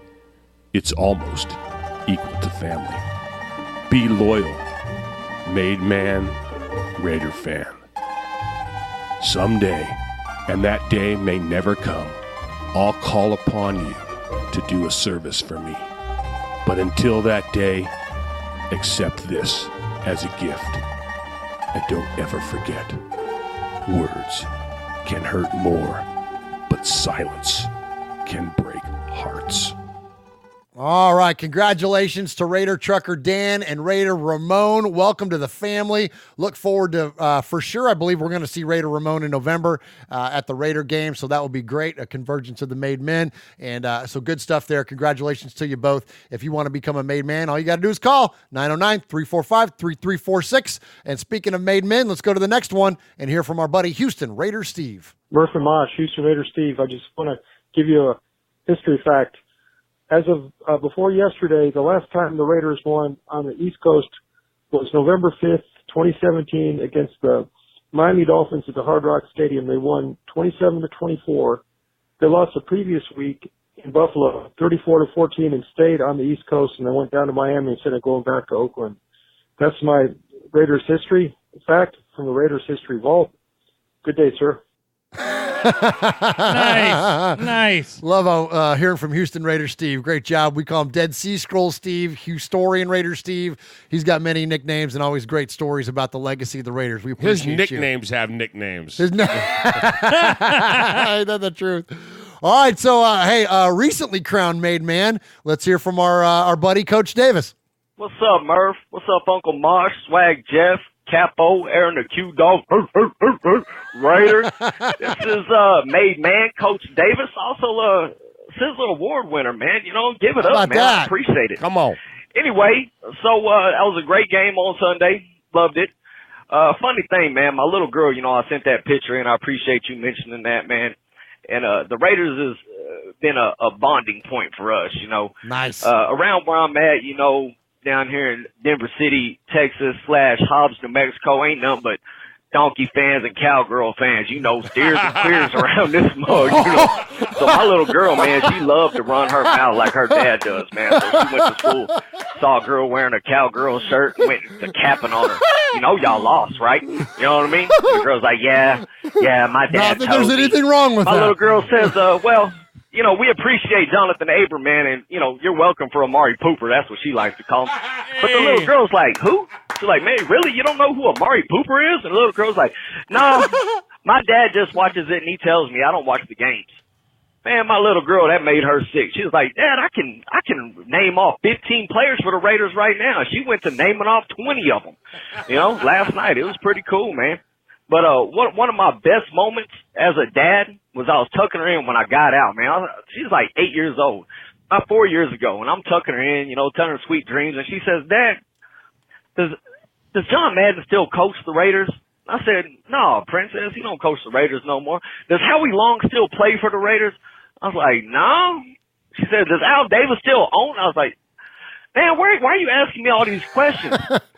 And she pulls out a book, and it's Raiders history, man. And I was just so proud that she was taking interest in the Raiders with me, And I got to sit down and watch some YouTube videos with her. Man, I didn't have YouTube before I got locked up, so it was real cool. I got to pull up some Jack Tatum highlights, Bo Jackson highlights, Marcus Allen highlights, just showed her, you know what I mean?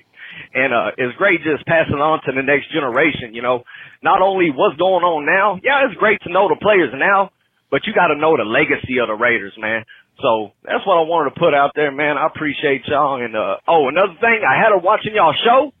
Mosh, keep your shirt down. All right? I'm trying to show my daughter that it don't matter if we win or lose, and you up there pulling your shirt up, man. Keep it PG, please. All right, man. Love y'all, man. I'm out. I gotta show what the donuts will build, man. Oh my gosh, body by Duncan over there, Mosh. That was so funny. You are so funny, Coach. I love it. I love it. Great stuff there, man. Hey, raise them right. Raise them Raiders. Raise them right. Raise them Raiders. Absolutely. Good stuff. All right, let's go to, the city. 9-volt over here. The city. Hear that? Yeah, I hear nothing. Anyway, I'm so happy we beat the Colts. Granted, it's a beat-up, banged-up Colts team, but still, a win is a win. Main things I took away from this game was defense stepped up when they needed to. Although they didn't step up when they almost lost to the Colts in the fourth quarter. But that Eric Harris interception that led to a pick six was very great and very much needed to win the game. Offense, different thing I saw is offense that we converted on third downs. And when the offense converts on third downs, the Raiders most likely will win, as it was shown this game. The Derek Carr slander, well, it went away. I wonder why. We won. But anyway, this team, it's the same thing as expected. 8-8, 7-9, middle of the pack team. They're there, but they're not there yet. They'll probably need another year to get someone on. I think right now the most thing we need is like maybe number one receiver, and then number one. I don't know. Just build up the young guys, honestly, and just see where we go from there. Honestly, I hope we beat the Bears. I don't think we will, but I just hope. I always got faith in my team, but hopefully London doesn't treat us bad this time as it did the past two games with the Dolphins and the Seahawks. Either way, a little funny story. So the other day I was talking to my girl and she was all like, yeah, I don't really know much about football teams. The only thing I know about is that my dad has his Niners sweater and I wear it a lot. I'm like, excuse me? You're not wearing a Niners sweater. So I bought her a Raiders sweater. I'm not going to be with you if you're wearing a Niners sweater. F that.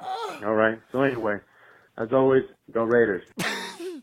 Oh my gosh! Thank you, Beto. Great call, man. Yeah, man. I'm glad you corrected your girlfriend there and got her a shirt that had Raiders on it and not Niners. So if you hear us laughing in the background, I apologize, Beto, during your call. The chat is on fire. So Swaggo, tell us what some of this stuff that's going on. Well, start off with Coach Davis. Yeah, so Coach Davis said he had to explain to his daughter that Mosh wasn't pregnant. And then Running Bear followed it up with, did you tell her that he's having a 10-pound donut?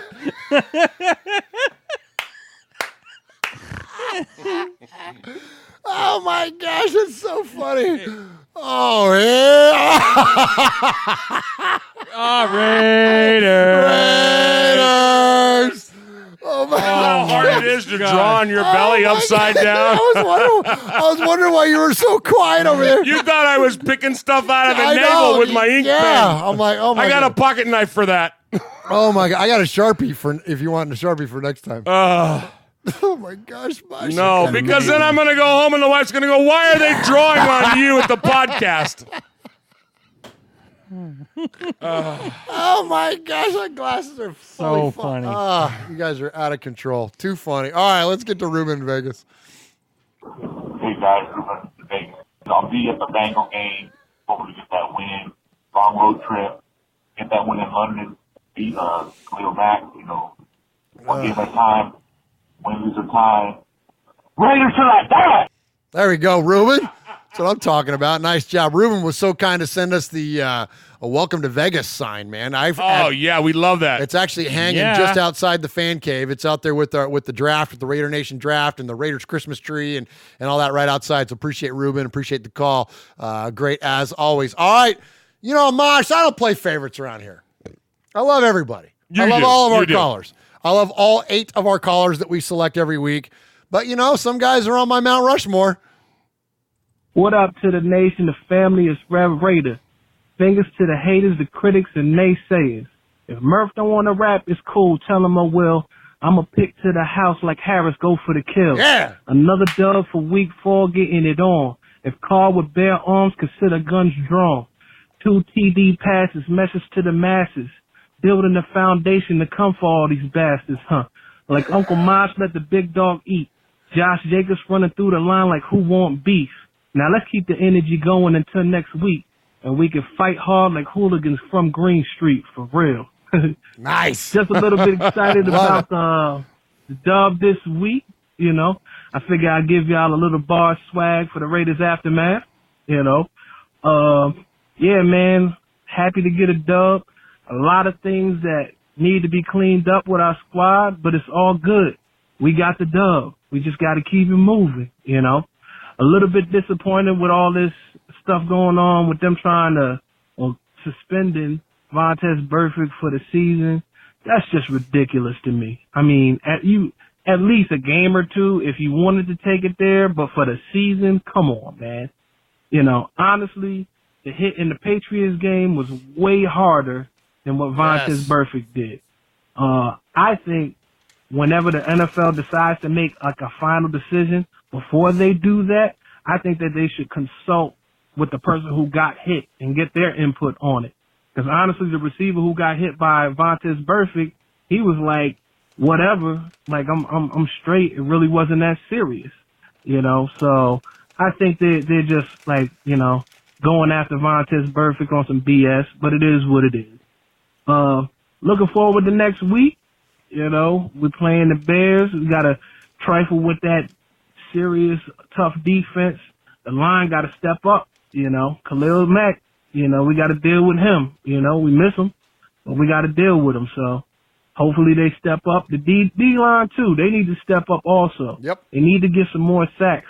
We're playing a backup quarterback, so let's get it. But that's all I got. Hope y'all having a good one. Love the show as always. Peace.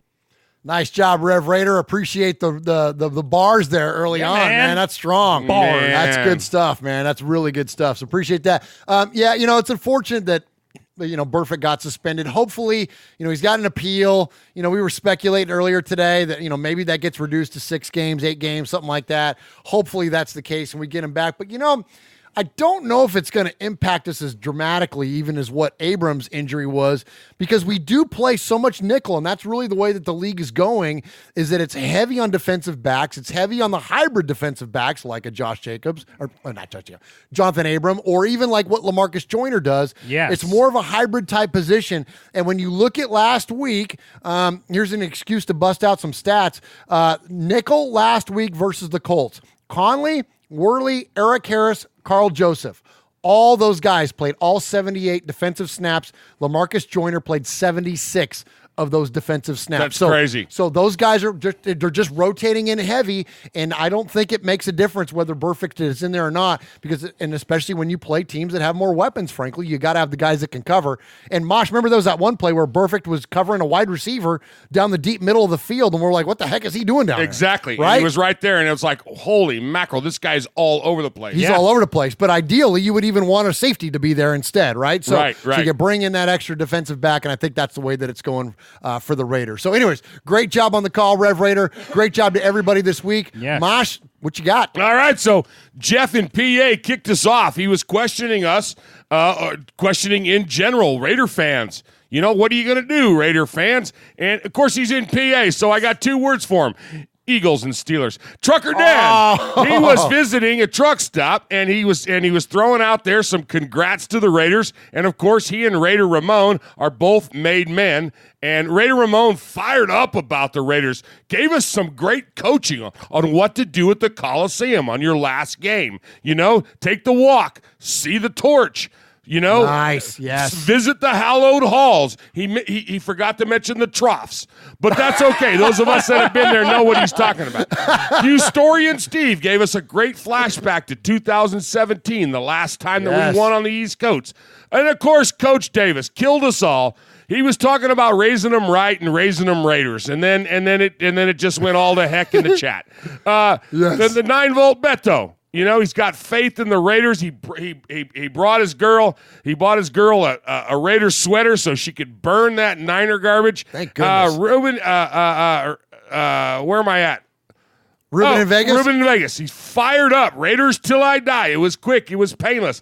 And then, of course, your favorite, Rev Raider. What did he go? 2 minutes and 58 seconds today? Yeah, I love it. He's got it. He must have a stopwatch going. He had a great rap. Q-Dog says that he needs to fire the team up before every game. I love it. You know, throwing some beats.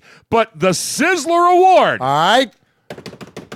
It's got to go this week to something that was said and then followed up with a call. Okay. Loyal to the soil, Raider Ramon. Oh, nice. Sizzler. Nicely done, Raider Ramon, getting a sizzler on the same night he's being made. We are Metallica, and we are here for your sorry. Oakland Raiders. You know why we out here, and we ain't playing around today. From The Walking Dead to errant Jedi Knights, Raiders fans are a rogues gallery. No, Raider Ramon, you are not being punked. Man, that was I love that loyal to the soil. That was good, man. That could be on a shirt, bro. Yeah. Yeah. That could be on a shirt. Yeah, that's up there with Womb to the Tomb and all that stuff, man. I That's loved great stuff. So thank you all so much. Thank you to the Sea of Fans. Thank you to all of you in the chat. Swaggo, shout them out. Yeah, we got Raider Ramon, Coach Davis, Aaron the Q-Dog Raider, Ron the Mater Raider, Crossbones, Running Bear. Who else we got in here? Pirate 1975, Hardcore Raider, Running Bear. We've got the whole crew in here. Thank you guys so much for making the show what it is. Absolutely. And so, gentlemen, we are less than a month away. We are less than a month away. Cannot wait to see everybody in Oakland. Wait. Oh my gosh, we're so fired up, man. We're going to have the entirety of the RFR crew. We're going full circle when we get out there to Oakland November 1st for the Crab Fest, November 3rd for the game against the Lions. Man. Can't wait to see you all. Support Murph's Fan Cave. Subscribe to us, MURFS Fan Cave. All your podcast services, youtube.com/Murph's Fan Cave. Uncle Mosh, take us home. All right. Thank you, everybody, for coming out tonight and listening to us. If it's 2 o'clock in England, it's 5 o'clock on the West Coast. And we're somewhere in between. Thanks for listening tonight. For Swaggy J, my little buddy to my right. For Murph, this is your old Uncle Mosh. And you've been listening to Raiders Fan Radio, where we take a lighter side journey into the dark side. Remember, what happens in Vegas started in Oakland. Good night, everybody. God bless. Good night.